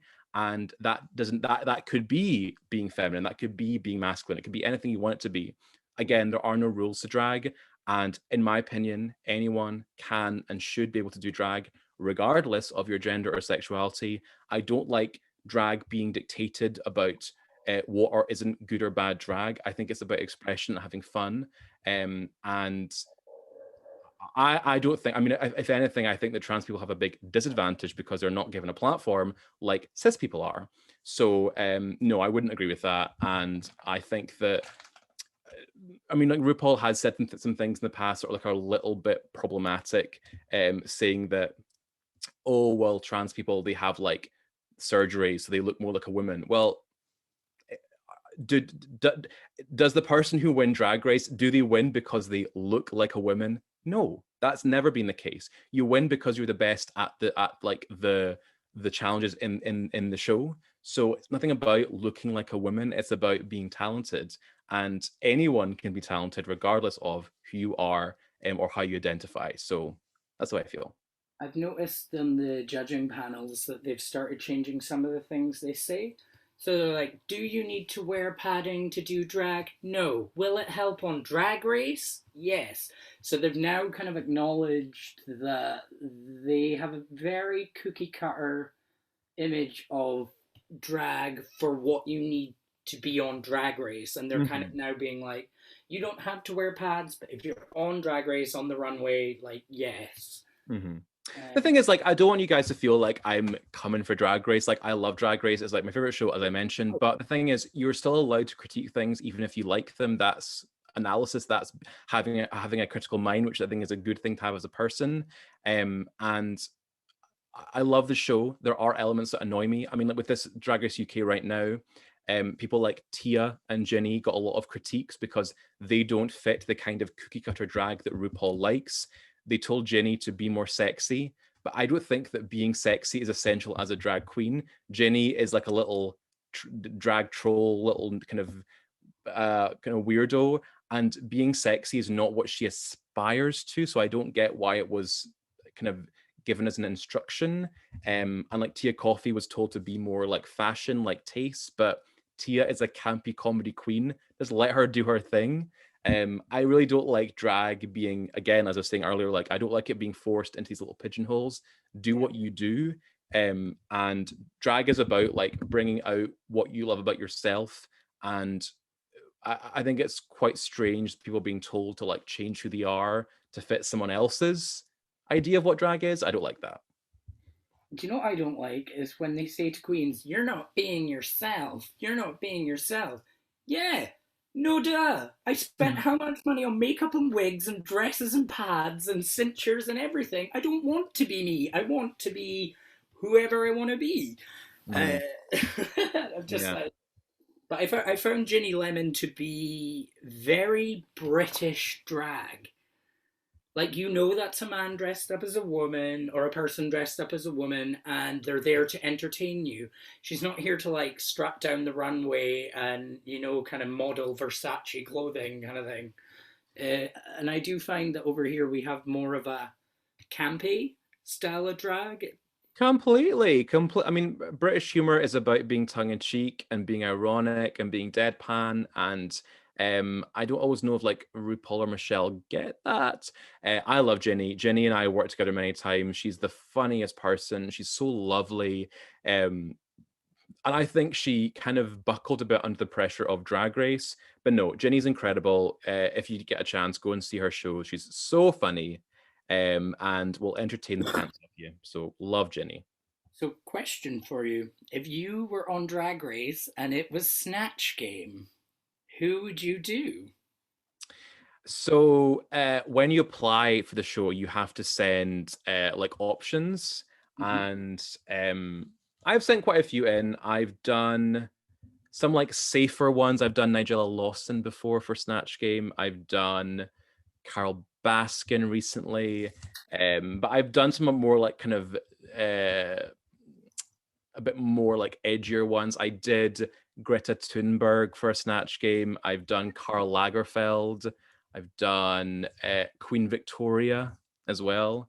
So yeah, a little mix of everything. So the one I would do that I'm really surprised has not been done yet. Euthydenia Doubtfire. Well, the thing is, you cannot do like fictional characters. So it would have to be Robin Williams. Okay. So you're not allowed, there's like rules. You cannot do anyone fictional. That's why Vicky Pollard was Matt Lucas, not Vicky Pollard. So they have to be a fictional character. And like, so you cannot do like Mickey Mouse. That would not be allowed. Disney would be suing them as quick as anything. So yeah, no one fictional. And there's now a rule where you're not allowed to do other drag race queens or any other drag queen. It has to be a non-drag person. So do you know what I would do? Now that you've said that, I would come out as Robin Williams as the genie in Aladdin, and I would be totally painted blue. And then halfway through it, I'd throw on a robe and a hairnet, and I'd stuff my face in a cake and be like, "Hello!" I mean, you could do that because Robin Williams has so many kind of campy characters, so I think he'd be a great shout, definitely. Yeah, no, totally. I mean, there are examples of like when Bob the Drag Queen did Crazy Eyes from Orange is the New Black, it was Uzo Aduba, not like the character's name. So you kind of have to kind of get past that. But yeah, it's tricky. Murray asks, is eyeliner then mascara? Yes, I do my eyeliner first. And for me, I cover my entire like natural eyelid in eyeliner and then go with mascara. So you can maybe do that next, Aiden, if you want to. You can, once you're happy with your kind of your crease shape, you can go with your eyeliner. Jackie says, would love to see Lawrence as Nicola Sturgeon. Well, fun fact, I didn't hear it from me. Lawrence did Susan Boyle for her audition tape, and they said to her that she could not do that on the show. It was not allowed. So that's why she did Miriam Margolyes. But yeah, in her tape, she did, because you always have to do two. She did Susan Boyle and she did Fanny Craddock. But she chose Miriam because she thought that it would work and that RuPaul would know who she was. But I do not think that RuPaul knew who Miriam Margolyes was. I mean, considering RuPaul said Miriam Margolyes. Should I do eyeliner or should I go in with the black liquid glitter stuff first? I would do your liner first, and you could always pop some glitter on top of that. Okay. So I got because I'm not really great at putting on eyelashes, I got the magnetic eyeliner and eyelash. Oh, work. Right. Okay. Just a question we had through earlier, but just because I know that she had some problems getting onto the call, was from Arida just asking how you had natural eyebrows. So I know obviously you talked about that slightly earlier, but as she struggled just getting on, so she might have just missed that point. Sure. So I was mentioning earlier about covering them with glue, and I use a kind of a simple purple stick like this that literally kids will use in primary school. And all you do is you take that over your natural eyebrows, kind of flattening it down in the way that they grow. You can kind of comb them upwards or to the side, and the glue will kind of lay them nice and flat. You set it with powder, and that will cover your eyebrows. And this is a trick that's used by drag queens, in stage makeup, in theater, in film. It's a great way to cover your brows without having to shave them off. So definitely check that out. If you missed what I said earlier, if you just Google on YouTube how to cover your eyebrows with glue, it's very, very simple. I know that some other makeup artists or SFX artists might use other products. Like I know that some might use, what's it called again? Prozaid or spirit gum to cover their brows. For me, they're a little bit too intense. And I find that literally like kids glue works totally fine. So Aiden's just doing his liner now. And again, we're going very dramatic, very big. We're not trying to look human here. It's about looking like a big dramatic cartoon character drag queen. So we're bringing that eyeliner right up, pretty much over where your natural brows are, and then making your eyes nice and big and expressive. Again, like drag makeup is about being on stage. And if someone is like 10 rows back, they can see your face when you're lip syncing and performing or singing, and you're nice and expressive and big so everyone can enjoy the experience. Hint for the back row. Oh my goodness, Nico, who I just held a wig for. I actually just got a wig from you recently. Thank you. I love it. You're very welcome, darling. But I was wondering how you learned to style wigs. So I kind of mentioned earlier that I was actually taught by Ellie Diamond. She came to my house for a weekend and kind of went through like wig styling. And yeah, it definitely is easier having someone there to kind of like go through it with you. But honestly, like YouTube's a great resource these days. And there's plenty of tutorials. Again, James Mansfield, check it out.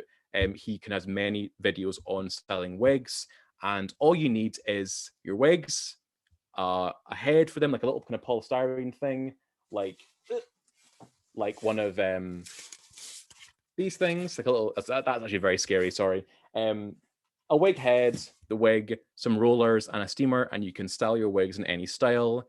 And it gives you like a lot of more options to work with. But yeah, definitely check out YouTube. Plenty of stuff there to learn.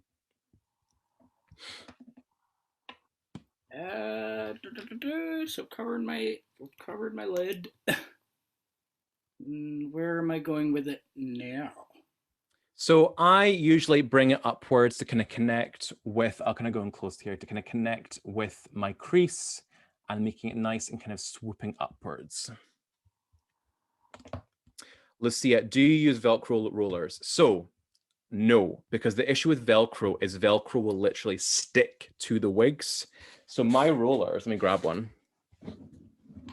My rollers look like this, and I have like literally ripped the Velcro off. Velcro will stick to the hair. So when you're like pulling it off, it will ruin your style. If you have Velcro rollers and you're planning on using them on synthetic hair, rip the Velcro off. And that will mean you're not going to like ruin your wig when you like have it finished.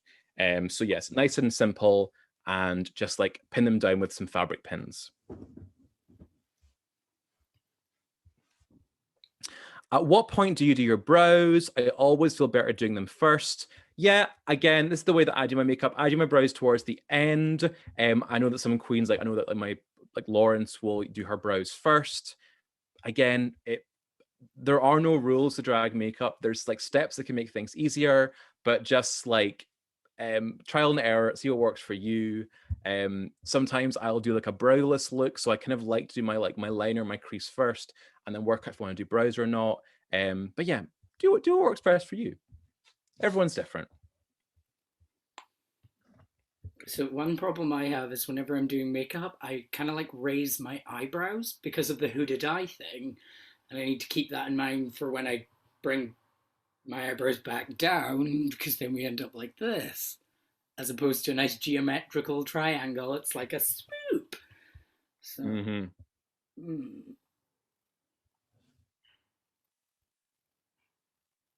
So when was the first time you did drag? The very first time? So I first did drag for Halloween when I was 17, and that was in, oh my God, 2011. I'm so old. 2011, and I dressed as for the video by Queen, I Want to Break Free, where there's like the housewife, the schoolgirl, all the kind of characters. Me and my friends were them, and I was a schoolgirl. Nice. So that was my first time in drag. But when I went to uni, that's when I kind of did drag more. And then I moved to Glasgow and got involved in the scene here. So yeah. I remember a time in Aberdeen where it was like, it wasn't enough to be gay. You also had to be a drag queen to be someone. It's like, So Nico asks, what was it like meeting Amanda Laporte? Oh my goodness, you've been stalking my Instagram. Yeah, I did meet Amanda Laporte when I was in New York. If you don't know who she is, she's like a kind of a New York club legend and an iconic trans woman and diva. And I met her at one of Suzanne Barsh's parties in the Meatpacking District. And she's so stunning. She's so tiny. She's so glamorous. She looks perfect. And I just remember her saying, like, "You look amazing." That was her only interaction with Amanda Laporte. Okay, Nico was watching it on my YouTube. Okay, work. We love that. So yeah, once you're happy with your liner, just go back in and kind of finesse it as you go. And then all we have left really to do is just some finishing touches, some brows, lips and lashes, and that is the mug kind of done. Work! Do you know what I've just realised? This is meant to be eyeliner to help me put on the lashes, and I've gone and put it all over my lid, so the lashes are just going to be like sticking. It looks, from what I can see, it looks fabulous. I think you've done a great job. I think my low resolution camera is really helping me right now. No, I'm quite happy. I haven't actually seen myself in full drag or doing a full face of makeup in years. And I do kind of find you get to this point where I'm like, who's that? That's not Aiden. Like, this person doesn't have Aiden's problems. This person just has this face. Yeah. I find, drag's a good thing when you need a break from your own life. Mm-hmm. To just kind of go and escape into being someone else. Totally. Although the weird thing is that at this point I'm in drag like almost every other day when I'm working like full time, and it's almost more of a break not being in drag for me sometimes. But I think when you start, definitely that's what it's like. Yeah, there's been, when I've been busy working or touring or whatever, it just feels like I'm never not in drag.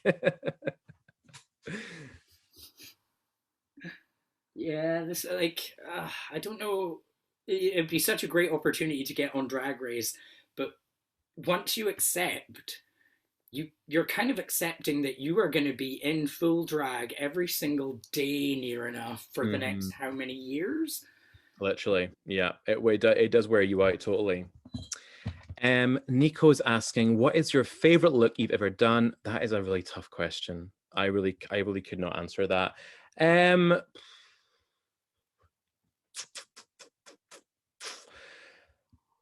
Maybe I did love my look that I wore at the V&A for the exhibition. It was quite simple, but I thought it was pretty glamorous. I had like a kind of a leotard with like billowy sleeves and a big long cape and a yellow hair with like a 60s like high pony with like curls. So I love that look. But no, like I could narrow it down. That's what comes to my head, I think, when I think of one. I remember you did this kind of 80s inspired look, and you had this really curly tight. Oh my god, when I was in Aberdeen in 2014. Yeah. And then like 3 weeks later, I appeared in this like blonde, curly hair, like 80s inspired look, and it was totally inspired by you.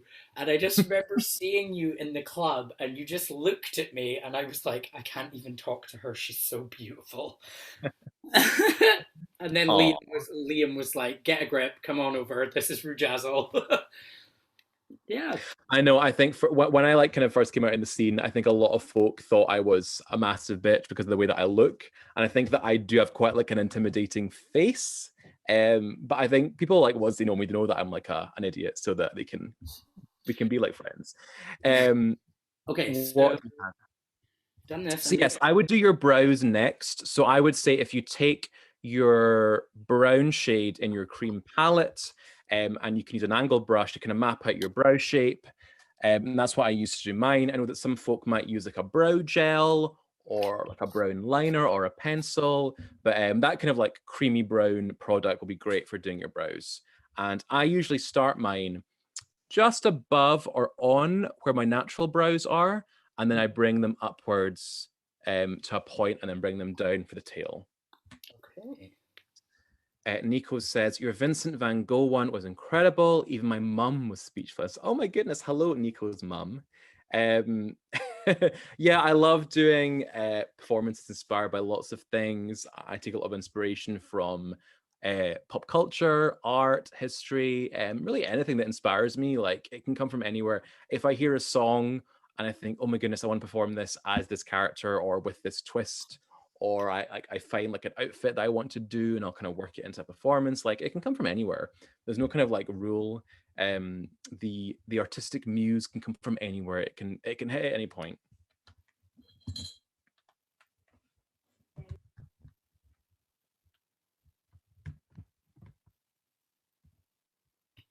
This is the bit I'm not looking forward to.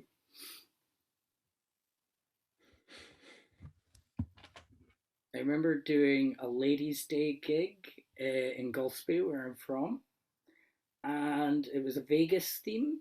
So I was like, oh, I should go as like, really messed up and like stuff in my hair and be like, what happens in Vegas stays in Vegas. No, no. I went for this like Elvis jumpsuit that was like for women. Uh, and everything was going fine until I drew on my eyebrows and they literally were like this. Oh my goodness. So in every photo, I kind of look like I'm raising one eyebrow, but just I'm not. You're a little bit inquisitive that day. That was the mood. Nico says, is there anything you'd recommend for making mixes? I use a program called Audacity for making mixes. If you're on a Mac, you can use GarageBand. Yeah, that's what I would recommend. And drag performers will often take different like songs or like sound bites from TV shows or movies or things and kind of mash it together. So yeah, like making mixes is great fun. I love making a good mix. And Nico, I don't know if there's actually like a tutorial on my channel, on my YouTube channel, how to make a mix. So yeah, check it out. And it's quite like all the kind of basics for beginners. So yeah, have a wee watch.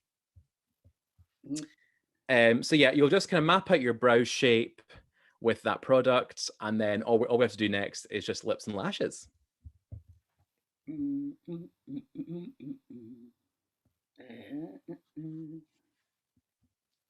Oh, I have this great idea for a lip sync that's like a Kelly Clarkson.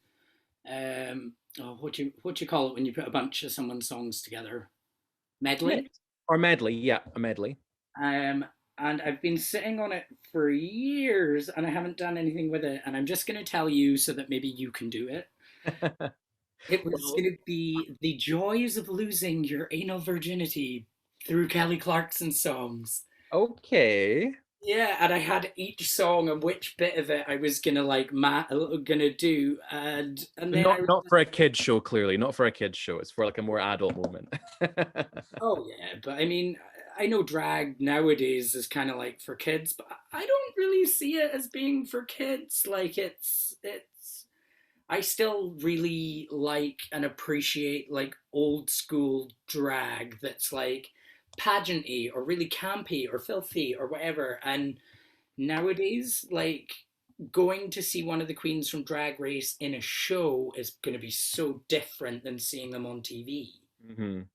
I know, I agree. I think that I am just here for drag becoming bigger and bigger and bigger and taking over the world. And I'm here for drag for kids, but I'm also here for drag for adults. And I think they can be separate. And I've done drag story times, I've done kids shows, and I will dress like a fairy and read stories. But then I'll do like a show in a nightclub and I'll be like, I'll be absolutely rotted. And I've got plenty of like filthy things that I do on stage. I've got a number that's about water sports and I perform Yellow by Coldplay. Just like stupid things like that. So yeah, I think that both worlds can exist. And I think that, yeah, like drag is like a transgressive queer art form and expression. And I think that it should always be that at the heart. But there are ways of like changing it up and adapting it for different like audiences. Yeah. Pearl asks, what is the drag history in the UK? So the UK has a very like long and diverse drag history. It goes back to like Elizabethan times. If you look at Shakespeare's theatre, where of course it was very like misogynistic and women were not allowed on stage. So they had men playing the female parts. You would have like a man in drag as Lady Macbeth or as Ophelia in Hamlet or whoever.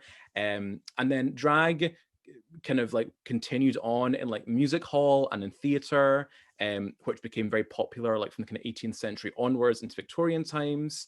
And it was a big part of like that kind of like entertainment side of like music hall theatre right up until the 20th century.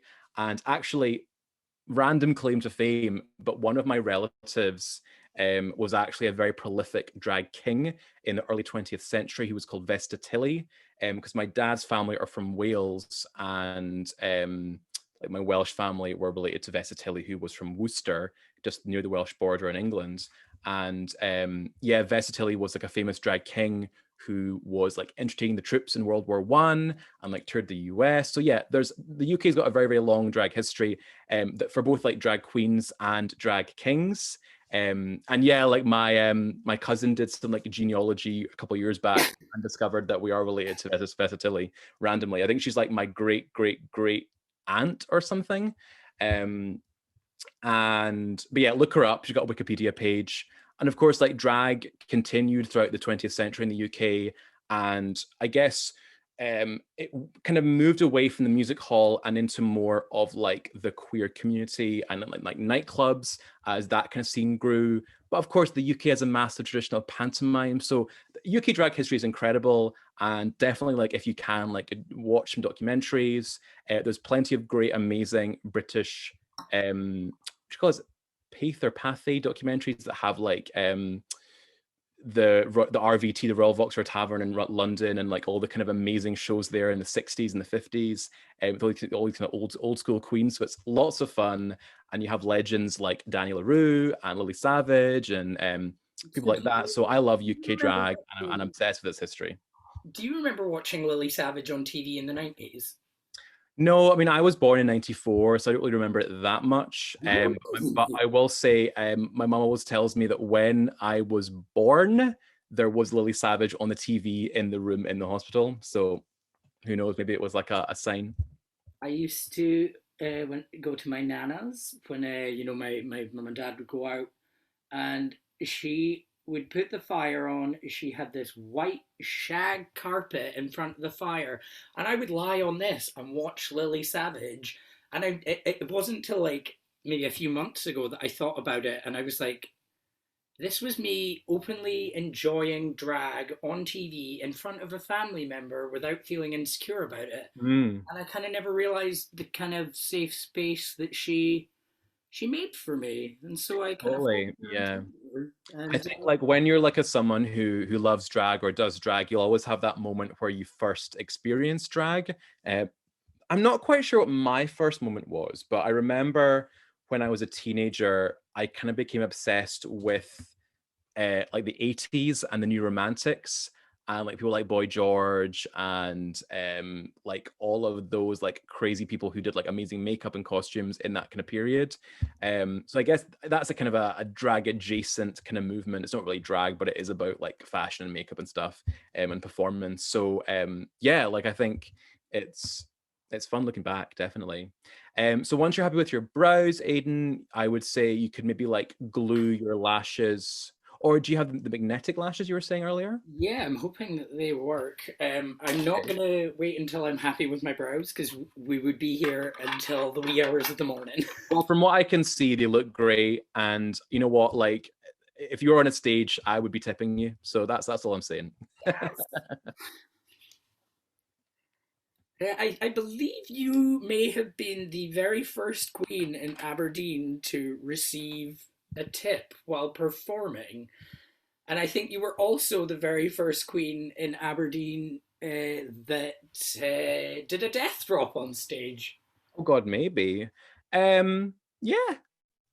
Honestly, like maybe it's the alcohol that I've consumed over the years that's like burnt holes in my memory. But yeah, sure. that could be correct.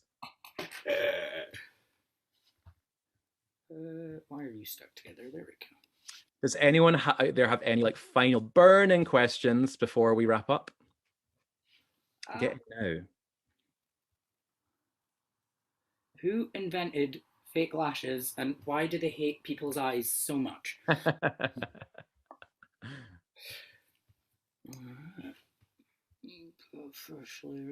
Favorite brand of lashes? Well, I'm loving these ones that I'm wearing right now. These are by Be Perfect / Blue Hydrangea. I also love the ones by Water Drag are great. Again, like I wear like drag lashes. I don't wear lashes from like Boots or Superdrug because they're just too small for my eyes. So yeah, check out Be Perfect or check out Water Drag for your drag lashes. They're the best ones, I would say. Amy says, what would your advice be to someone starting out in a career in drag?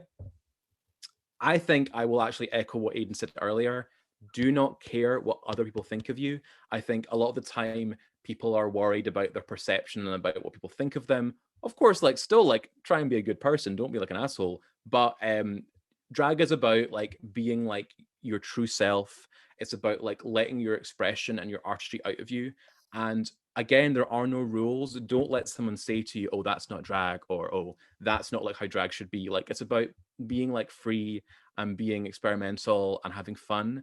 If you're not enjoying yourself, why are you doing it? Like I think especially these days there's a lot of like pressure on queens to be a certain way or to be perfect. I think that Drag Race has made everyone a judge of drag, and I think that I really hope that like a lot of fun can go back into drag, because whenever like baby queens will like message me, they'll always say like, oh, I feel so much pressure, I feel like I'm being judged by everyone. And yeah, that's an issue. Like I think people in nightclubs, there's a lot of like gays out there who are very judgmental about drag and are like, oh, I don't like her, she's crap, whatever.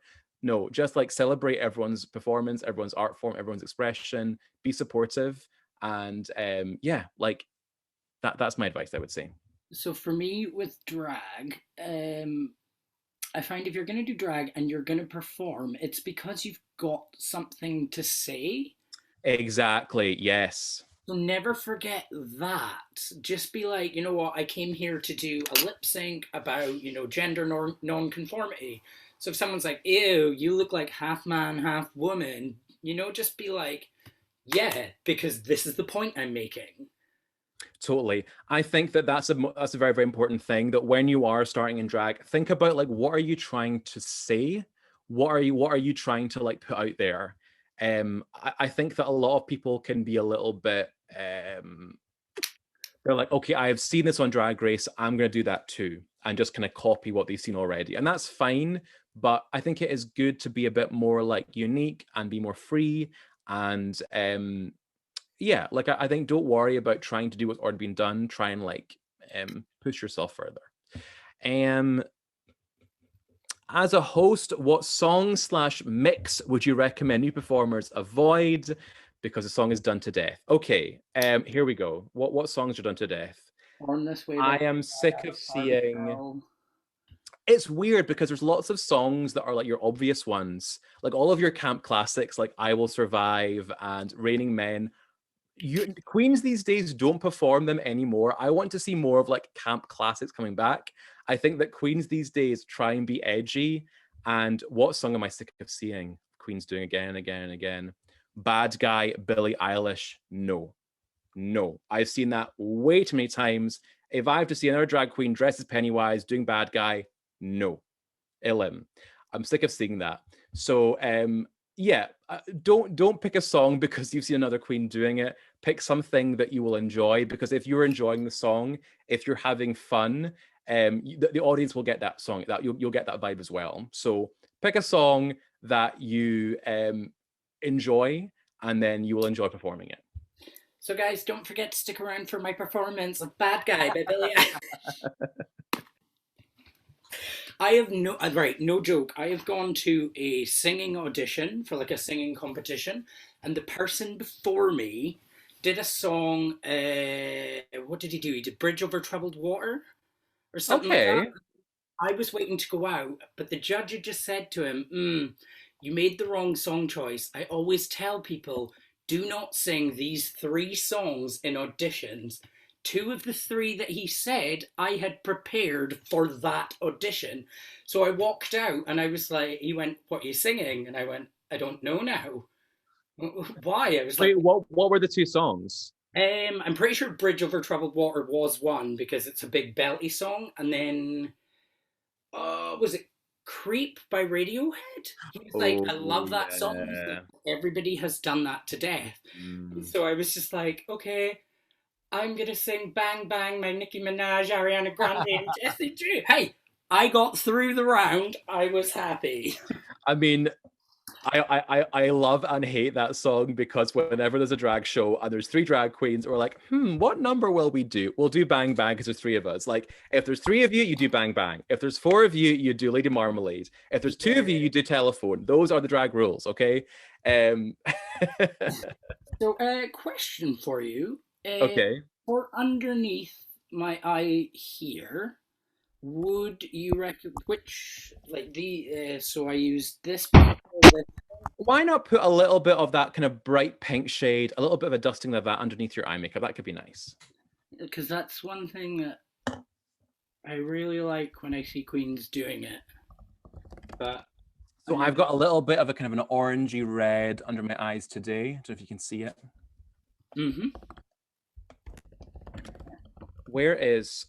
Yes, Michelle, please tag me in your look. I want to see this in HD quality. I want to give it a lovely thumbs up, a lovely like. Yes, definitely tag me in that. I want to see it later on. Mine will have that season 1 filter on it. Towel over the camera.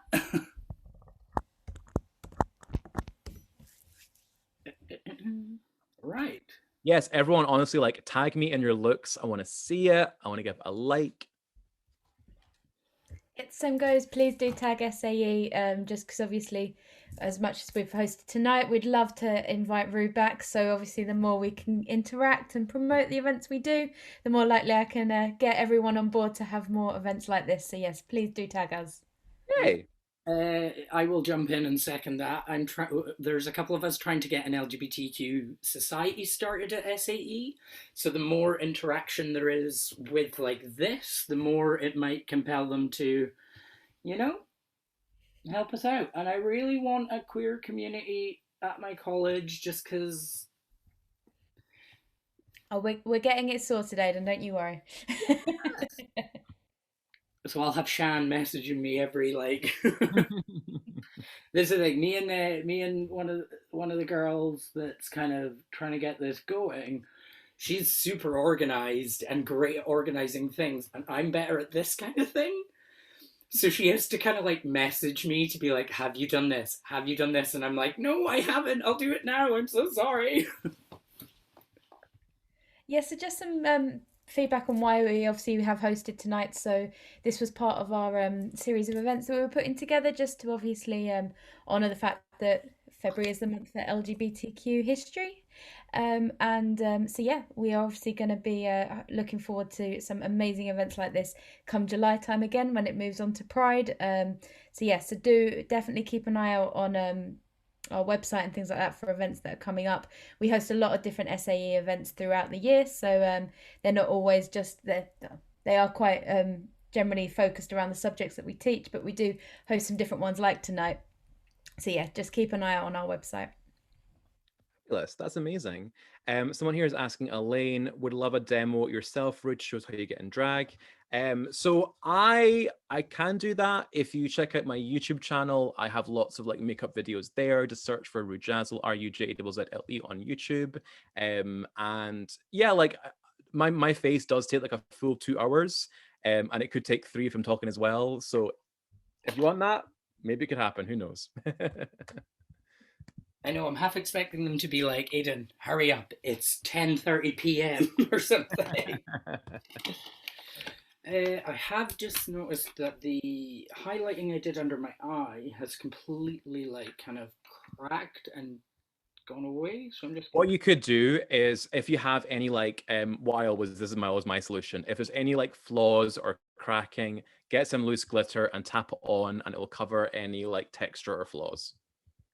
I love some glitter. This was like a big chunk of it got taken away. I'll just pat some of this white on it, and then my powder, and then I'll get my lips done.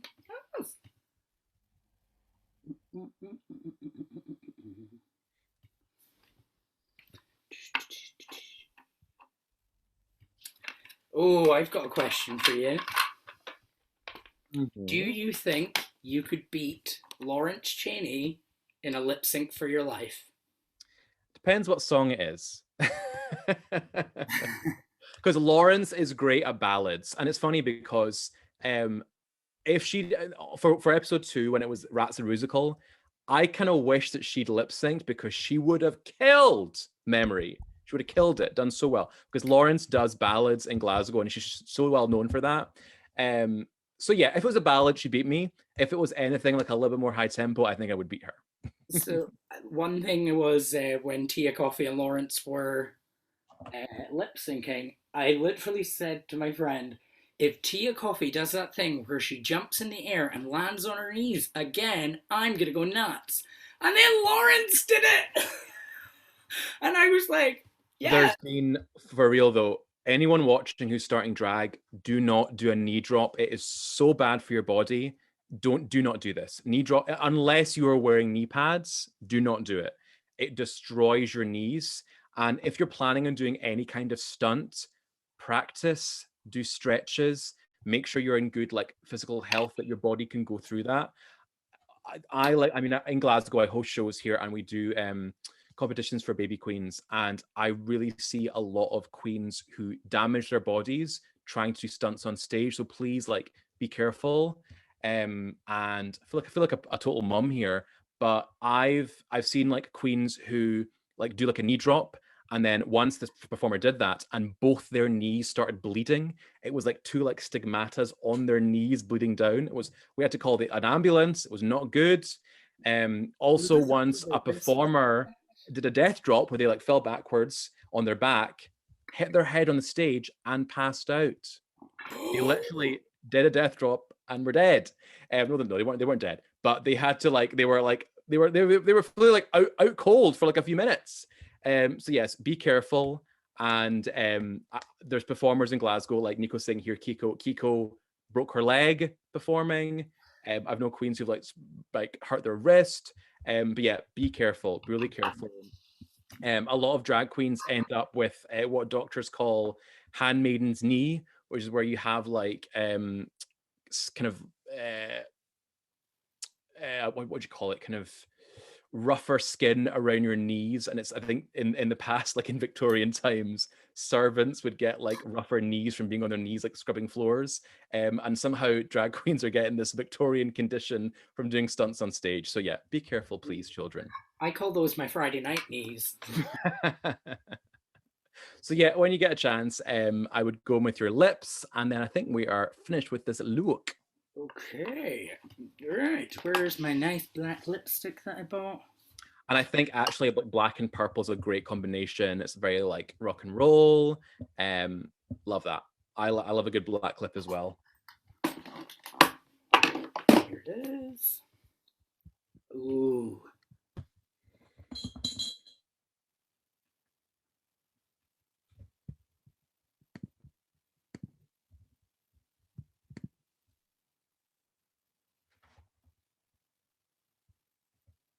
Eyeliner is hard, and my trick is always to make it bigger and bigger and bigger, and that way you can like go back and like finesse things if they're not quite symmetrical.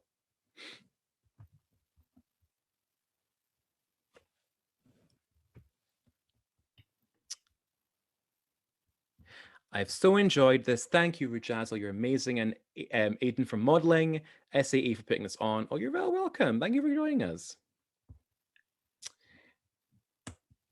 You're getting asked, Aiden, where is your black lipstick from? Revolution. They're great. Love Revolution. I think my one is by NYX. They do a great black lipstick. Also, Beauty Bakery do a great black lipstick as well. So plenty of options there. Who has your favorite face on the scene? In Glasgow, I think, let me think. I won't include, well, Lawrence has great makeup, but I'll try and think of more local queens. I love Franz Gender's makeup in Glasgow. I think she's often kind of underappreciated for her makeup skills. Amazing makeup. Also, Farah Fatima. Sorry? Armageddon, is she a Glasgow queen? Dharma has great makeup. Dharma does amazing, like, conceptual, artistic moments. Love Dharma's makeup. Who else is there? I've seen a video of Dharma in this weird outfit, kind of just doing this, and it doesn't make sense until the cameraman pans behind a tablet, and the thing she's wearing produces a digital outfit for her. She's Dharmageddon is like, we're living in 2021. She's in fucking like 2031. Like, it's incredible. She's incredible. Love Dharma. Any other questions? No. What products do you use to remove your makeup? Is the old-fashioned cold cream still used? So again, dry skin, I use a very oily thing. I've used like coconut oil in the past to remove my makeup. But right now I'm very bougie and I have some Ultra Bland from Lush. and it's like a kind of a honey-based, oily cleanser, and that's great for removing makeup if you've got dry skin. But yeah, coconut oil is amazing. And I know some drag queens who use fairy liquid to remove their makeup. If it works, it works. Yeah, I used to use baby oil. Baby oil is great as well. Yeah, anything that can break down that heavy makeup. Who are your top 3 from US Drag Race right now? Got Mick, Simone, and Rosé are my top 3. Fourth would maybe be Denali, but I think Rosé and Denali are quite sort of similar. But no, Gottmik and Simone, incredible. Love both of them. Rosé is amazing too. Yeah. So yeah, they're my top 3 right now. And I'm a big Denali fan as well. I followed her for a while, and I think she's incredible, so talented. I would probably say the same. I really want to like Tina Burner, but I just don't. Oh, also Olivia Lux. I love Olivia Lux as well. She's great. I always forget about her. No, she's a real dark horse. I think people didn't expect a lot from her, but Olivia seems so sweet and so lovely. I think she's like the Miss Congeniality, definitely. I don't know what I've done here, but this Cupid's bow needs fixed. Yeah, it's a little. They look good. Oh, I'm just like looking at it compared to the rest of my face, and I'm like, oh. You know what it is? I don't have mascara on, and I don't have eyeliner on my bottom, on like my lid down here, so it's just looking a bit washed out. So yeah, I'm pretty sure this eyelash is like attached somewhere halfway up where that liner is instead of on my lash line. But this has been a hell of a lot of fun. Yeah, Nico, completely. Like, Olivia is such a new queen, so it really shows that, like, doesn't matter how long you're doing drag for, if the talent is there, you're going to kill it. Megan, can't wait to see you at Drag Bingo. Oh yes, we love some bingo here. Lucy is asking, do I use blusher? I love blush. If you want to go for more like a warmer look, you can add some blush on your cheeks. You can go full on like 80s, get some pink blush in there. Yeah, just like blend it into your contour, and it gives you a bit more warmth in your face. Yeah, I think I'm gonna do that because I think I need some. I think we may have to wrap it up quite soon. It's now 8:20. And I think we're meant to be finished for 8 o'clock. But no, you look amazing, Aiden. Michelle, how can you turn your camera on and come for me like that? Okay, so then. And my mirror is running out of battery. I think I did the thing you said not to do when you go too low on the bottom lip, and it's a bit like. You're giving a little bit like, it's a wee bit in the least shady way. It's a little bit clown drag, but I am here for it. I am here for it. Yeah, I would totally agree. I will admit this is probably the best like crease that I've done that was bigger without it being wonky and all this kind of stuff. So I really like it. Like, I think you go bigger, like it's drag, like make it big and dramatic. I'm always here for that. Totally. It's so weird seeing my teeth behind the black lipstick. Okay, I don't know where my setting spray is, but I foresee me being in the shower in about 10 minutes. Well, you're getting lots of love. Shannon saying, was it worth shaving then, Aiden? And Michelle says, Aiden, you look amazing. I love it. Do you know what? I will say it definitely was worth shaving. And even when I take this off, I think my skin's going to be happy to get some air. Like, without a beard in the way. Aw.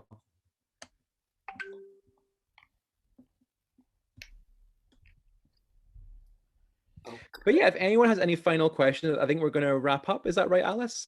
Yeah. If anyone has any final questions, of course, Root is here to get your final ones through. But yeah, Aiden, I will concur with everyone else. You do look amazing. Thank you so much. Well done. Well, everyone's showing some love. Well done. Thank you. I'm like, has anyone else got a look they want to turn on their camera and show? Yes, I'm now flicking through the. I love all of these. Yes. Loving the wig, Jessica. You look amazing, Michelle, with this makeup. Loving this look, Shannon. Everyone's turning it. I'm obsessed. Another question here from Nico. Where would you recommend to get outfits? So if you want things commissioned and you're in Scotland, which I believe is where you are, Nico, check out Get Frocked UK, and they made a lot of Lawrence's looks, and they're always taking commissions for outfits. Other than that, like, I like to find things in like vintage shops and secondhand shops, charity shops. You can like zhuzh it up. You can sew things together, hot glue things together, add some stones, add some paints.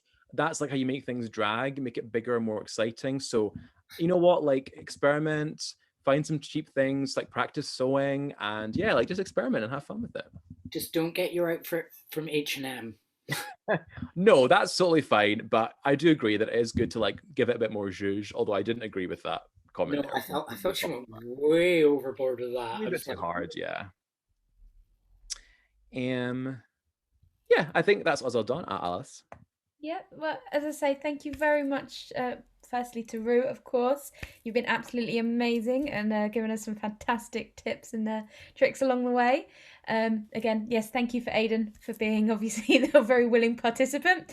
And yeah, thank you everyone for coming and joining us tonight, because at the end of the day, obviously, without you guys all joining in as well, it wouldn't have been half the fun. So honestly, loved all the questions, guys. Loved all your chat. You've all been incredible. Love all the makeup. And honestly, like if you ever have any more drag questions, just like give me like a little like an Instagram DM. Happy to help out or answer them any way I can. And yeah, thank you so much for having me.